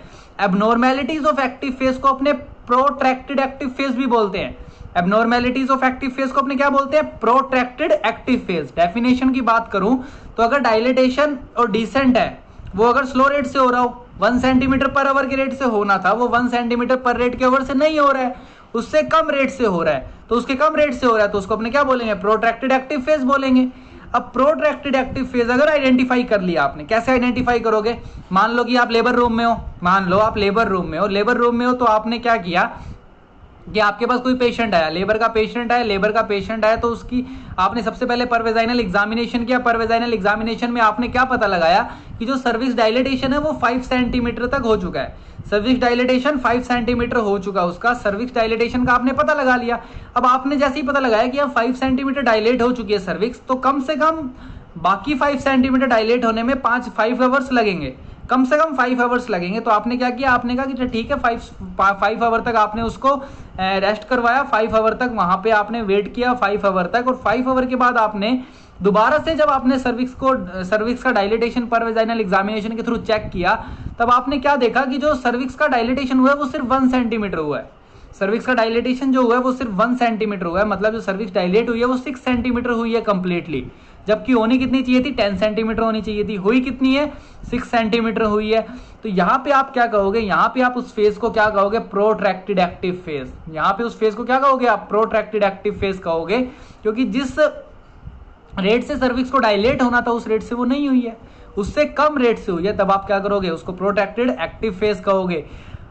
प्रोट्रैक्टेड एक्टिव फेज के मैनेजमेंट के अंदर आपको सबसे पहले क्या पता लगाना पड़ता है, आपको सबसे पहले 2 चीजों के बारे में पता लगाना पड़ता है। 2 चीजों के बारे में आप क्या क्या पता लगाओगे, सबसे पहले आप पता लगाओगे कि सिफेलो पेल्विक डिस्प्रपोर्शन तो नहीं है कहीं, सिफेलो पेल्विक डिस्प्रपोर्शन तो नहीं है कहीं, सिफेलो फीटल का जो हेड है और जो पेल्विस है उसके बीच के अंदर डिस्प्रपोर्शन तो नहीं हो गया, जिस लोकेशन में होना चाहिए वो उस लोकेशन में ही ना हो। और दूसरा क्या पता लगाओगे आप, दूसरा आप ओसिपिटो पोस्टीरियर पोजीशन के बारे में पता लगाओगे, कहीं जो पोजीशन है फीटस की वो किस कंडीशन में, वो ओसिपिटो पोस्टीरियर पोजीशन तो नहीं है, बिकॉज ओसिपिटो पोस्टीरियर पोजीशन के अंदर फीटस को घूमने के लिए, फीटस को टर्न आउट करने के लिए, पेल्विस प्यूबिक सिम्फाइसिस तक आने के लिए बहुत लंबा टर्न लेना पड़ता है, और उस लंबे टर्न के अंदर क्या करना पड़ता है, उस लंबे टर्न के अंदर बहुत ज्यादा टाइम लगता है, that's why protracted active phase कहते हैं उसको। तो इसके अंदर कोई ज्यादा प्रॉब्लम नहीं होती, ओसिपिटो पोस्टीरियर पोजीशन के अंदर अपने को किसी टाइप की दिक्कत नहीं होती, अपने just wait and watch, wait करते हैं और देखते हैं आराम से, और फीटस आराम से अपनी पोजीशन में आ जाता है थोड़ी देर में। बट सिफेलो पेल्विक डिस्प्रपोर्शन के अंदर अगर सीपीडी कोज है, सिफेलो पेल्विक डिस्प्रपोर्शन है, तब अपने वेट एंड वॉच वाला काम नहीं करेंगे। यहाँ पे अपने को सीधा सीधा इंडिकेशन क्या दिया हुआ है, सीजेरियन सेक्शन। यहाँ पे जो डिलीवरी होगी वो किससे होगी, सी सेक्शन के थ्रू होती है। तो दूसरा मैनेजमेंट आपको 2 रूल आउट करने पड़ते हैं सबसे पहले इसके मैनेजमेंट के लिए, क्योंकि आप डायरेक्ट मैनेजमेंट नहीं कर सकते ना, आप डायरेक्ट नहीं कह सकते कि अपने सिजेरियन सेक्शन कर देते हैं। डायरेक्ट सिजेरियन सेक्शन से पहले आपको क्या करना पड़ेगा, आपको दोनों कंडीशंस को रूल आउट करना पड़ेगा कि जो फीटस की जो लोकेशन है, जो पोजीशन है, वो सिफेलोपेल्विक डिस्प्रपोर्शन है या फिर ओस्टीरियो पोस्टीरियर पोजीशन है, ओसिपिटो पोस्टीरियर पोजीशन है, दोनों कंडीशन को रूल आउट करना आपको। अगर ये कंडीशन निकलती है तो आपको करना ही नहीं पड़ेगा सिजेरियन सेक्शन, आप वेट एंड वॉच करोगे, आराम से देखोगे, उसको वेट करोगे और उसके बाद नॉर्मल डिलीवरी हो जाती है। बट अगर सिफेलोपेल्विक डिस्प्रपोर्शन है तो आपको सी सेक्शन को की ओर जाना पड़ेगा और आपका ट्रीटमेंट ऑफ चॉइस जो होगा वो सी सेक्शन होगा। अगर दोनों में से कोई भी कोज नहीं है, अगर दोनों में से कोई भी कोज नहीं है प्रोट्रैक्टेड एक्टिव फेज का, तब आप क्या करते हो, तब आप करते हो एग्यूमेंटेशन लेबर। तब आप लेबर को क्या करवाओगे, एग्यूमेंट कराओगे। Augmentation of labour simply means acceleration of labour. Augmentation of labour simply means augmentation of labour. मैंने आपको कहा था मैं दोनों के बीच में डिफरेंस बताऊंगा आपको कि इंडक्शन ऑफ लेबर और एग्यूमेंटेशन ऑफ लेबर दोनों क्या होते हैं, दोनों के बीच में डिफरेंस पढ़ेंगे अपने। सबसे पहले अभी मैं आपको सिर्फ इतना बता देता हूं कि augmentation of labour is simply called acceleration of labour. तो एक्सेलरेशन आप कैसे करवा सकते हो लेबर का, सिंपल सी बात है, ऑक्सीटोसिन देके। अगर आप ऑक्सीटोसिन दे दोगे, पेशेंट को ऑक्सीटोसिन दे दोगे, कॉन्ट्रैक्शन बढ़ जाते हैं, कॉन्ट्रैक्शन बढ़ जाएंगे तो जाहिर सी बात है कि जो एक्टिव फेज है वो क्या हो जाएगा, प्रोटेक्टेड एक्टिव फेज जो होगा वो फास्ट हो जाएगा, एक्सेलरेट हो जाएगा, और जो मेम्ब्रेन्स है वो भी रप्चर हो जाती है। तो मेम्ब्रेन्स रप्चर करके और ऑक्सीटोसिन को इन्फ्यूजन करवा के आप क्या करवा सकते हो, आप एग्यूमेंटेशन करवा सकते हो लेबर का। ये पॉइंट समझ आया आपको। एब्नॉर्मलिटीज ऑफ एक्टिव फेज को अपने प्रोट्रैक्टेड एक्टिव फेज बोलते हैं।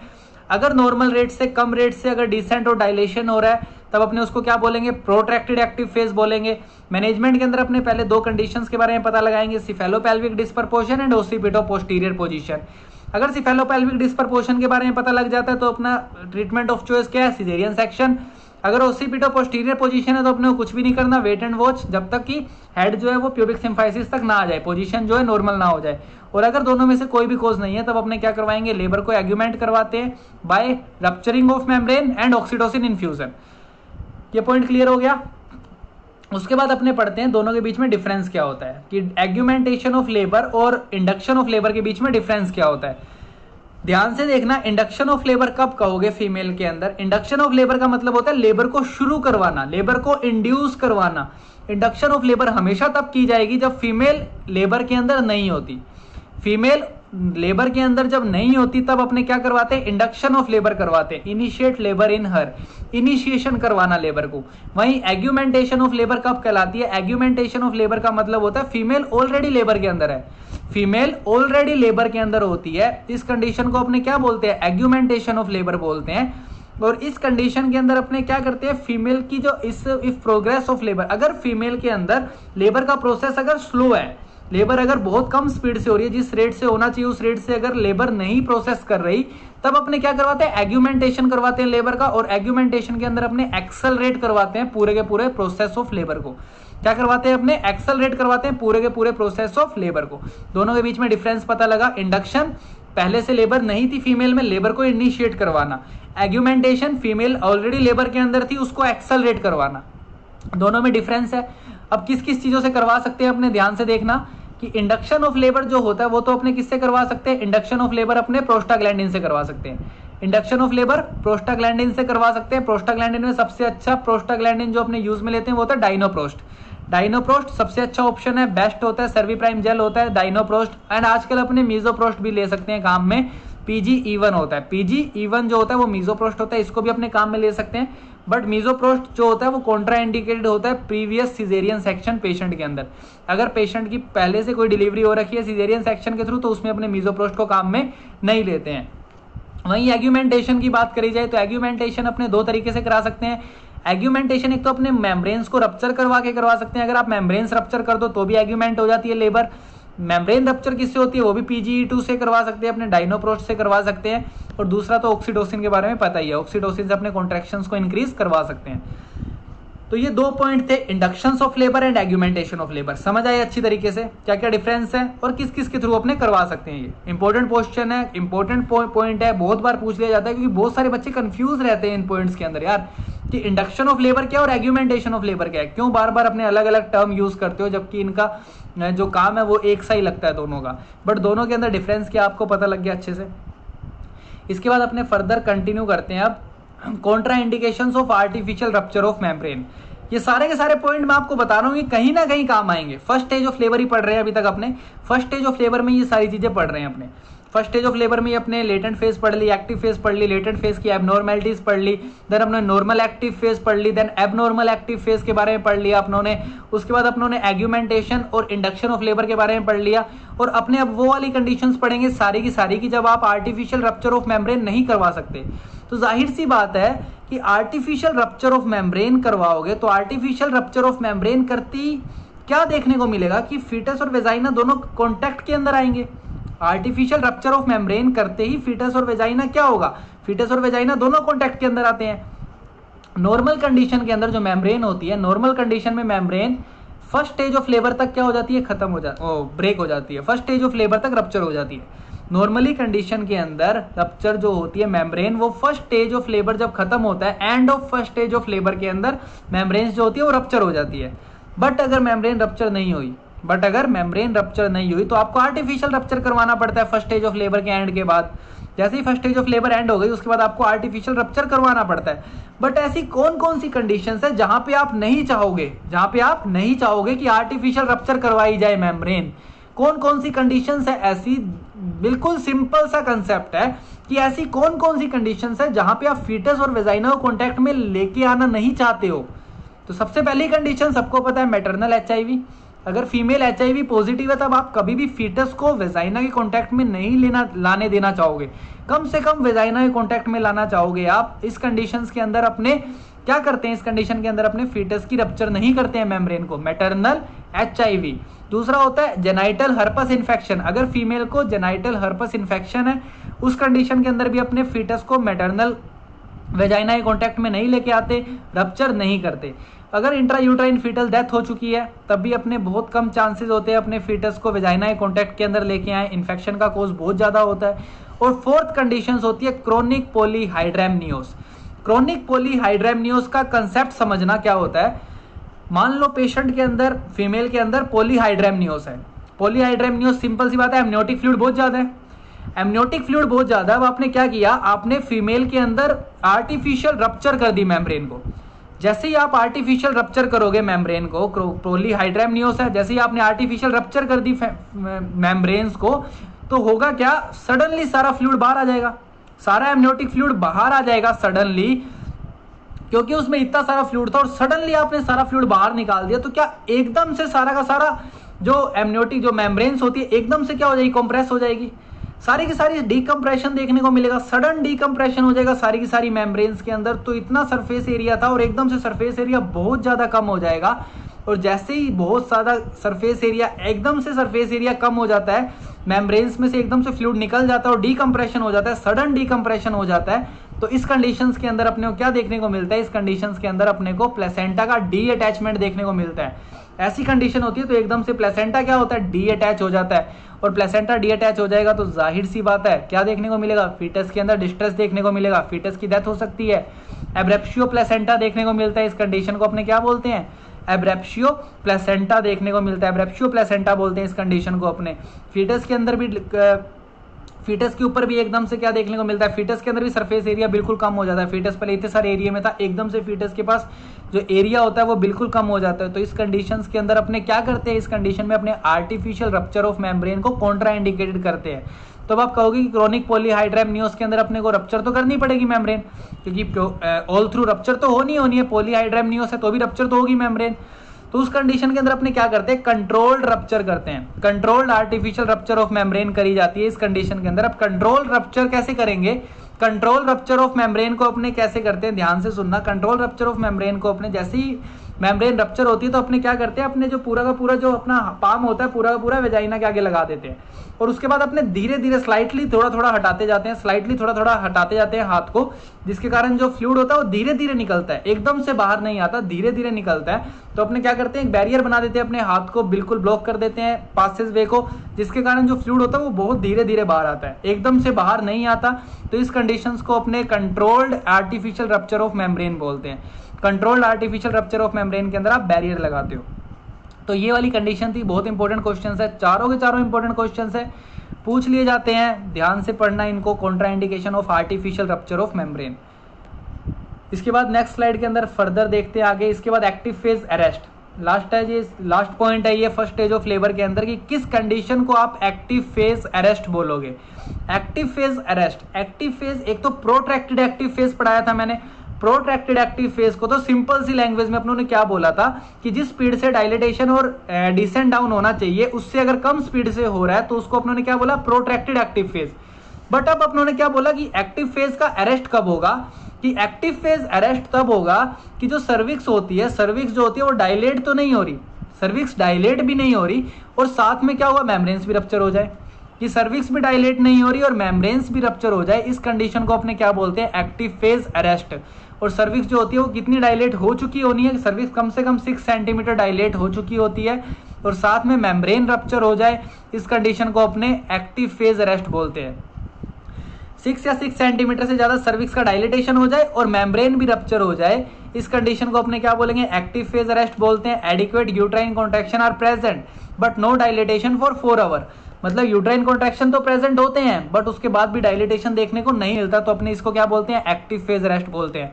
Adequate uterine contraction are present, oxytocin given and no dilatation for 6 hour, कि एडिक्वेट यूट्राइन कॉन्ट्रैक्शन प्रेजेंट नहीं है, एडिक्वेट यूट्राइन कॉन्ट्रैक्शन प्रेजेंट नहीं है, अपनों ने ऑक्सीटोसिन दे दिया, उसके बाद भी अपने को डायलेटेशन नहीं देखने को मिलता 6 घंटे तक, दोनों ही कंडीशन क्या कहलाती है, एक्टिव फेज अरेस्ट। पहली कंडीशन क्या है कि एक तो एडिक्वेट यूट्राइन कॉन्ट्रैक्शन प्रेजेंट है बट 4 घंटे तक डायलेटेशन नहीं देखने को मिला। दूसरा, एडिक्वेट यूट्राइन कॉन्ट्रैक्शन प्रेजेंट नहीं है बट उसके बाद अपनों ने पेशेंट को ऑक्सीटोसिन दे दिया, उसके बाद भी 6 घंटे तक अपने को डायलेटेशन नहीं देखने को मिला। इन दोनों कंडीशंस को अपने क्या बोलते हैं, एक्टिव फेज अरेस्ट। इन दोनों कंडीशन को क्या बोलेंगे, एक्टिव फेज अरेस्ट। डायग्नोसिस क्या देखने को मिलता है, डायग्नोसिस अपने को तभी बता सकते हैं अपने जब अपने मेम्ब्रेन्स को रप्चर कर ले, मेम्ब्रेन्स रप्चर करने के बाद ही अपने डायग्नोसिस के बारे में बता सकते हैं। और मैनेजमेंट क्या होगा, मैनेजमेंट सिंपल सी बात है, C section, caesarean section is the only management of choice जो कि आपको करना है इसके अंदर, तो सिजेरियन सेक्शन ही कर सकते हैं अपने एक्टिव फेज अरेस्ट के अंदर, क्योंकि फीटस तो डिलीवर हो ही नहीं रहा ना यार, डिलीवर छोड़ो आप, फीटस जो है वो 6 सेंटीमीटर सर्विक्स से डायलेट नहीं हो रही तो फीटस कहाँ से डिलीवर होगा, तो जो मैनेजमेंट ऑफ चॉइस होगा वो क्या होगा इस कंडीशंस के अंदर, सिजेरियन सेक्शन। तो ये एक पॉइंट और है यहाँ पे एक्टिव फेज अरेस्ट का, तो ध्यान रखना इसके बारे में भी कई बार पूछ लिए जाते हैं इससे भी रिलेटेड क्वेश्चन। अब इसके बाद इसी के साथ अपनी फर्स्ट स्टेज ऑफ लेबर खत्म हो जाती है। फर्स्ट स्टेज ऑफ लेबर के बाद जो अब अपने बात करते हैं वो second stage of labour. Second stage of labour के अंदर फीटस को डिलीवर करवाना है। सेकंड स्टेज ऑफ लेबर के अंदर अपने को क्या करवाना है, फीटस को डिलीवर कराना है। डिलीवरी ऑफ फीटस होती है सेकंड स्टेज ऑफ लेबर के अंदर। नली पैरस में 1 आवर लगता है, मल्टी पैरस के अंदर 30 मिनट्स लगता है, मैं आपको बता चुका हूँ। दोनों कंडीशंस के अंदर एबनॉर्मैलिटीज देखने को मिलती है सेकंड स्टेज ऑफ लेबर, या तो लेबर की सेकंड स्टेज प्रोलॉन्ग्ड हो जाएगी या फिर अरेस्ट हो जाती है, या तो second stage of labour prolonged हो जाती है या फिर अरेस्ट हो जाती है। Second stage of labour prolonged कब होएगी, प्रोलॉन्ग्ड तब होएगी जब आप या तो उसको 2 कंडीशन में प्रोलॉन्ग्ड हो सकती है, या तो आपने एनेस्थीसिया दे दिया तब होएगी विद एपिड्यूरल या फिर विदाउट एपिड्यूरल, या तो एनेस्थीसिया दे चुके हो तब उसको प्रोलॉन्ग्ड कहेंगे, या फिर जब एनेस्थीसिया नहीं दिया तब भी प्रोलॉन्ग्ड हो सकती है, कोई बड़ी बात नहीं है। तो जब आपने एनेस्थीसिया उसको नहीं दिया है तब या तो नली पैरस के अंदर 2 घंटे लग रहे हो या फिर मल्टी पैरस में 1 घंटे लग रहे हो, तब भी आप इसको क्या बोलोगे, प्रोलॉन्ग्ड बोलोगे। मतलब विदाउट एनेस्थीसिया अगर 1 घंटे की जगह नली पैरस में 2 घंटे लग रहे हैं और मल्टी पैरस में 30 मिनट की जगह 1 घंटे लग रहे हैं, तो आप इसको क्या बोलोगे, प्रोलॉन्ग्ड बोलोगे। बट अगर आपने एनेस्थीसिया दे रखा है, तो एनेस्थीसिया से जाहिर सी बात है एनेस्थीसिया से लेबर प्रोलॉन्ग्ड होती है, तो इस कंडीशन के अंदर आप 1-1 घंटा और ऐड कर दोगे। मतलब अगर आपने एनेस्थीसिया दिया हुआ है, एनेस्थीसिया देने के बाद एनेस्थीसिया दे रखा है, तो जो 2 घंटे और 1 घंटे नॉर्मल कंडीशन होएगी। एनेस्थीसिया देने के बाद 2 घंटे और 1 घंटे जो है वो नॉर्मल कंडीशंस के अंदर गिने जाएंगे, बट एनेस्थीसिया देने के बाद ये वाली कंडीशंस प्रोलॉन्ग्ड कहलाएगी। समझ आया मैं क्या कहना चाह रहा हूँ, कि अगर आपने पेशेंट को एनेस्थीसिया दे दिया तो एनेस्थीसिया दे दोगे तो 1-1 घंटा इसके अंदर ऐड कर दो आप, कोई प्रॉब्लम नहीं है। इसमें 1 घंटा ऐड कर दो और इसमें 30 मिनट ऐड कर दो, कोई प्रॉब्लम नहीं है, क्योंकि ये नॉर्मल कंडीशन है। एनेस्थीसिया देने के बाद इतना टाइम बढ़ जाता है, बट इतना टाइम बढ़ने से भी ज्यादा टाइम अगर लग रहा है, इतना टाइम बढ़ने से भी ज्यादा टाइम लग रहा है, जैसे विद एपिड्यूरल 3 घंटे लग रहे हैं और 2 घंटे लग रहे हैं मल्टी पैरस में, तो इस कंडीशन को अपने क्या बोलते हैं, प्रोलॉन्ग्ड बोलते हैं।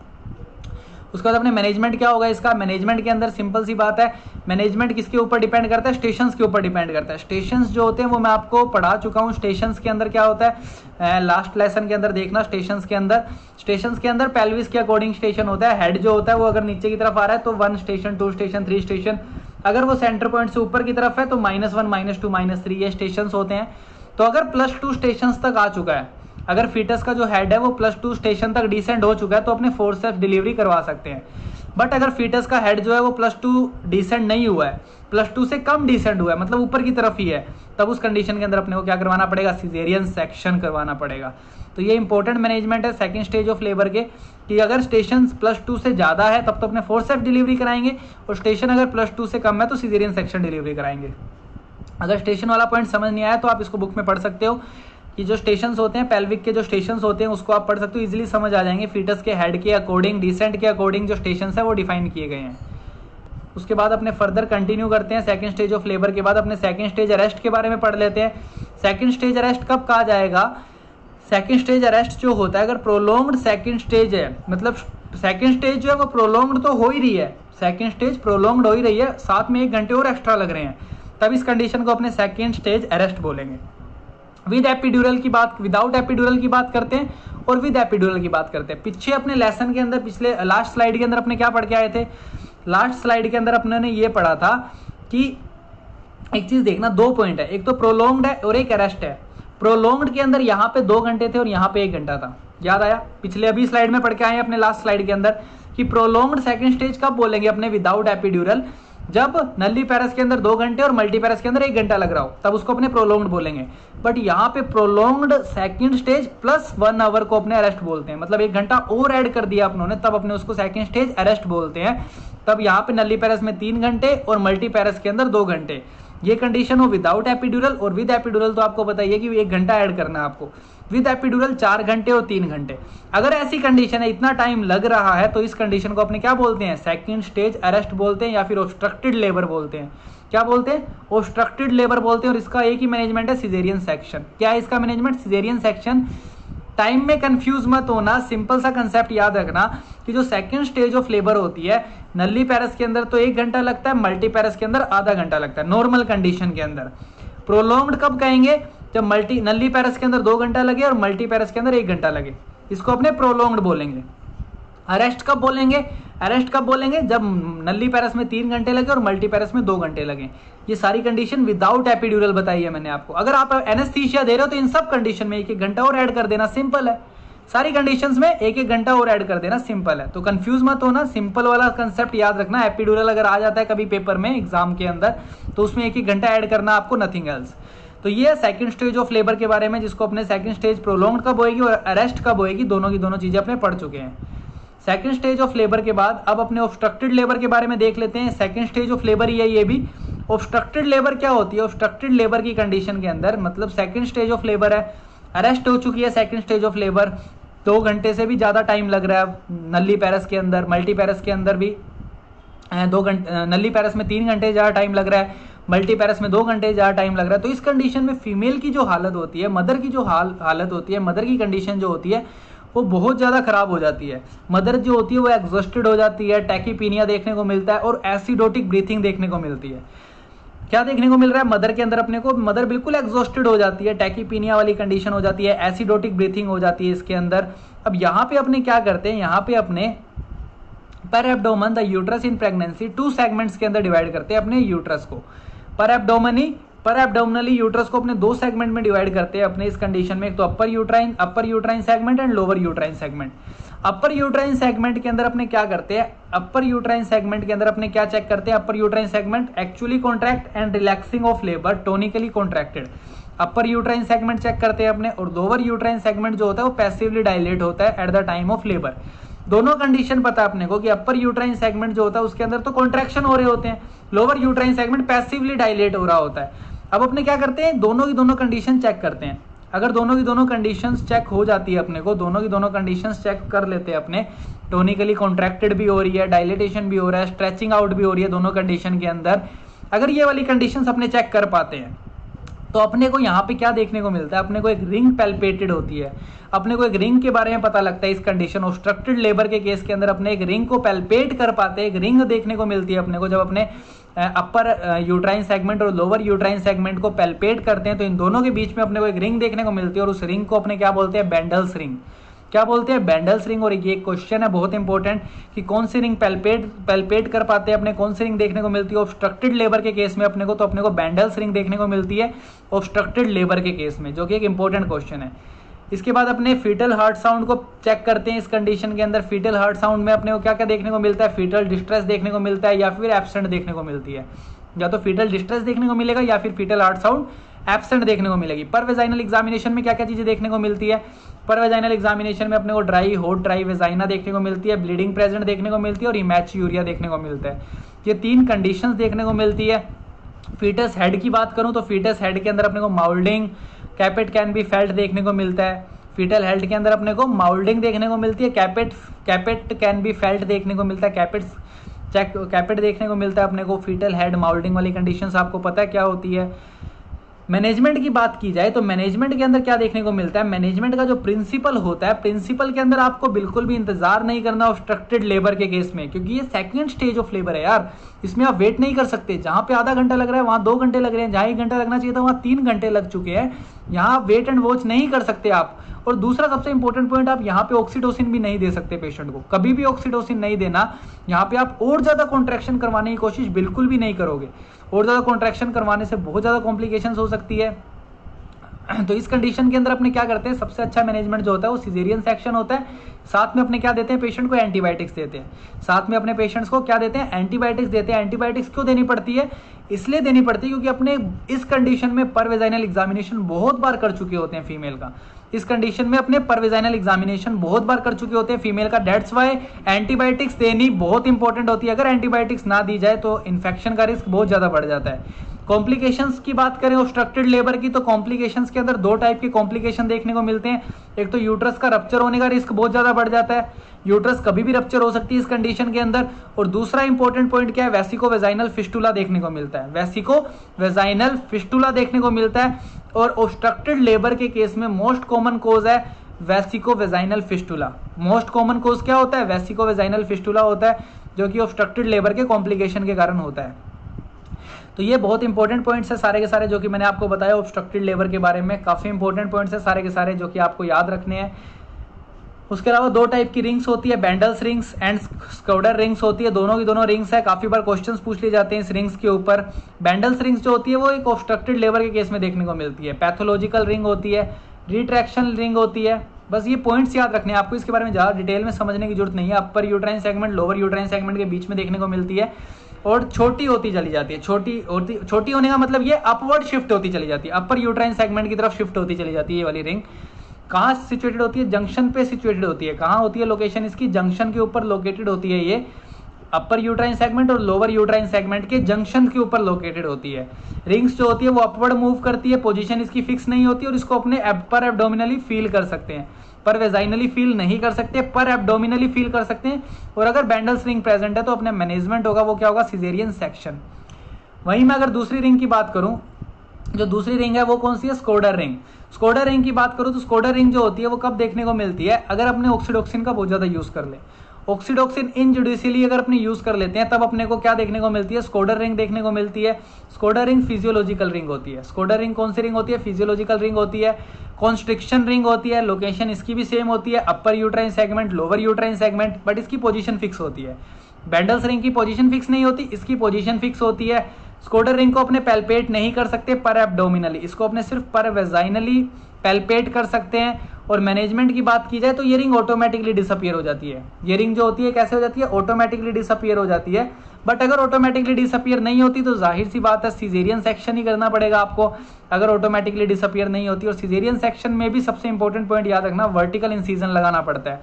हॉरिजॉन्टल इंसीजन नहीं लगाते हैं अपने सिजेरियन सेक्शन में, अपने क्या करते हैं, वर्टिकल इंसीजन लगाते हैं। और सेकंड स्टेज ऑफ लेबर मतलब फर्स्ट स्टेज है, अगर फर्स्ट स्टेज है तो फर्स्ट स्टेज के अंदर अपने सिजेरियन सेक्शन करते हैं।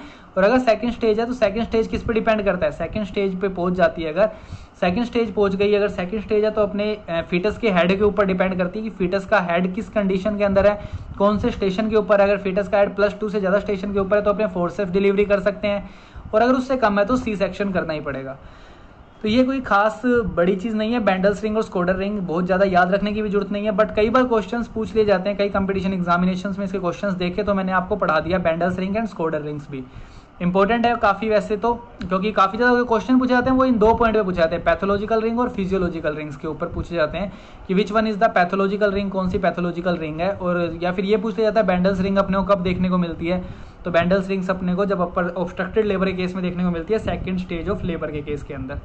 तो इंपॉर्टेंट पॉइंट है बेंडल्स रिंग एंड स्कोडर रिंग। इसके बाद अपने थर्ड स्टेज ऑफ लेबर की बात करते हैं। सेकेंड स्टेज ऑफ लेबर भी खत्म हो चुकी है इसी के साथ। थर्ड स्टेज ऑफ लेबर की बात करी जाए तो थर्ड स्टेज ऑफ लेबर जो होती है, third stage of labour normal duration जो होता है थर्ड स्टेज ऑफ लेबर का वो 15 से 25 मिनट का होता है, ज़्यादा लंबा नहीं होता, 15 से 25 मिनट का होता है नॉर्मल ड्यूरेशन। वहीं एक्टिव मैनेजमेंट की बात करूँ तो 5 से 10 मिनट का होता है। एक्टिव मैनेजमेंट आपको अपनी मर्जी से करवाना पड़ता है, बट अगर पैसिव मैनेजमेंट है तो आपको वेट एंड वॉच करना है। 15 से 25 मिनट के अंदर नॉर्मली प्लेसेंटा की डिलीवरी हो जाती है। थर्ड स्टेज ऑफ लेबर में अपने को सिर्फ प्लेसेंटा को डिलीवर करवाना है। बट अगर third stage of labour prolonged हो जाता है, तो अगर 30 मिनट से ज़्यादा लग रहे हैं, 30 या 30 मिनट से ज़्यादा लग रहे हैं, तो इस कंडीशन को अपने प्रोलॉन्ग्ड थर्ड स्टेज बोलते हैं। और इसी कंडीशन को अपने रिटेन्ड प्लेसेंटा भी बोलते हैं। क्या बोलते हैं? Retained placenta. रिटेन्ड प्लेसेंटा भी बोलते हैं। मैनेजमेंट क्या होता है रिटेन्ड प्लेसेंटा का? मैनेजमेंट सिंपल सा है, ऑक्सीटोसिन देना है पेशेंट को। मैनेजमेंट में क्या करना है आपको? ऑक्सीटोसिन देना है पेशेंट को। बट अगर ऑक्सीटोसिन देने के बाद भी अगर डिलीवरी नहीं होती प्लेसेंटा की, ऑक्सीटोसिन देने के बाद भी अगर प्लेसेंटा डिलीवर आउट नहीं होता, तो इस कंडीशन के अंदर आपको क्या पता करना है? इस कंडीशन के अंदर आपको ये पता लगाना है कि कहीं प्लेसेंटल एबनॉर्मलिटीज तो नहीं है। कि कई बार प्लेसेंटल एबनॉर्मलिटीज के कारण भी प्लेसेंटा डिलीवर नहीं होता, और प्लेसेंटा एबनॉर्मलिटीज के लिए आपको अलग से लेसन पढ़ना पड़ेगा, एबनॉर्मलिटीज ऑफ प्लेसेंटा, जिसके अंदर आप प्लेसेंटा की एबनॉर्मलिटीज के बारे में पढ़ोगे। एक्रेटा, परक्रेटा, इनक्रेटा, प्लेसेंटा, एक्रेटा, प्लेसेंटा, इनक्रेटा, ये सारी एबनॉर्मलिटीज है। अगर आप ये सब पता लगा पाते हो कि ये वाली एबनॉर्मलिटीज है, तो जाहिर सी बात है hysterectomy is the only option, only treatment of choice. But अगर नॉन एडहेरेंट प्लेसेंटा की बात की जाए, तो नॉन एडहेरेंट प्लेसेंटा के अंदर कि डी अटैच तो हो जाता है। नॉन एडहेरेंट प्लेसेंटा का मतलब है कि प्लेसेंटा डी अटैच तो हो गया, यूट्रस से बाहर तो निकल जाता है, बट वो मतलब यूट्रस से तो अलग हो जाता है, बट वो बाहर नहीं निकल पाता, डिलीवर नहीं हो पाता। यूट्रस से तो अलग हो चुका है वो, बट डिलीवर नहीं हो पाता। तो उस कंडीशन के अंदर अपने मैनुअल रिमूवल कर देते हैं, जनरल एनेस्थीसिया से मैनुअल रिमूवल हो जाता है प्लेसेंटा का। इजीली कोई बड़ी बात नहीं है। बट आजकल जो मैनेजमेंट यूज में लिया जाता है वो 5 to 10 एक्टिव मैनेजमेंट को काम में लिया जाता है प्लेसेंटा की डिलीवरी करवाने के लिए। काफ़ी इंपॉर्टेंट पॉइंट है ये भी, बिकॉज न्यू गाइडलाइंस है ACOG की। उसके बाद थर्ड स्टेज ऑफ लेबर के बाद अपने finally fourth stage of labour की बात करते हैं। फोर्थ स्टेज ऑफ लेबर में कुछ भी खास नहीं है। फोर्थ स्टेज ऑफ लेबर में 1 घंटे का ऑब्जर्वेशन पीरियड है डिलीवरी ऑफ प्लेसेंटा के बाद। प्लेसेंटा की डिलीवरी के बाद 1 घंटा अपने को ऑब्जर्वेशन में रखना है फीमेल को। और फीमेल जो इसके अंदर इस कंडीशन में क्या एक्सपीरियंस करती है? फिजियोलॉजिकल चिल, जो कि बहुत इंपॉर्टेंट क्वेश्चन और काफ़ी बार पूछा गया है। तो फीमेल जो फोर्थ स्टेज ऑफ लेबर में जो चीज़ एक्सपीरियंस करती है वो क्या है? Physiological chills. इसी के साथ आपकी लेबर खत्म होती है। लेबर के सारे पॉइंट्स खत्म होते हैं। कितनी स्टेजेस है लेबर की ये भी पता लग गई। इसके अंदर अपने क्लिनिकल कोर्स पढ़ा है पूरा का पूरा लेबर के बारे में, ठीक है। इसके बाद अपने मैकेनिज्म ऑफ लेबर पढ़ेंगे नेक्स्ट लेसन के अंदर। Mechanism of labour no doubt बहुत इंपॉर्टेंट है एंड बहुत इंटरेस्टिंग भी है। मैकेनिज्म ऑफ लेबर इंटरेस्टिंग भी है, इंपॉर्टेंट भी है, और उससे आपको अगर इसमें कोई कंसेप्ट रह गया तो वहाँ सारे क्लियर हो जाएंगे वहाँ पे, क्योंकि प्रैक्टिकल पॉइंट है पूरा का पूरा, जो कि आपको फिर से इस बेबी के साथ पढ़ाया जाएगा। मैकेनिज्म ऑफ लेबर पूरा का पूरा। फिलहाल ये जो था पूरा इंट्रोडक्शन था 4 स्टेजेस ऑफ लेबर का। बहुत सारे पॉइंट्स कवर हो जाएंगे। एक भी क्वेश्चन ऐसा नहीं है जो कंपटीशन में ना कर पाओ आप इस डिटेल के बाद। लेबर से रिलेटेड जितने भी क्वेश्चन है सारे इजीली कर पाओगे आप। और इसी के साथ stay tuned guys with medicos cafe. Like, share and subscribe my channel. और कोई भी कमी लगती है किसी भी टाइप की वीडियो के अंदर तो आप शेयर कर सकते हो, मैं यार नेक्स्ट वीडियो के अंदर इंप्रूव करूँगा। तो still I am also still learning यार। Thank you, stay tuned with Medicos Cafe. Thank you guys.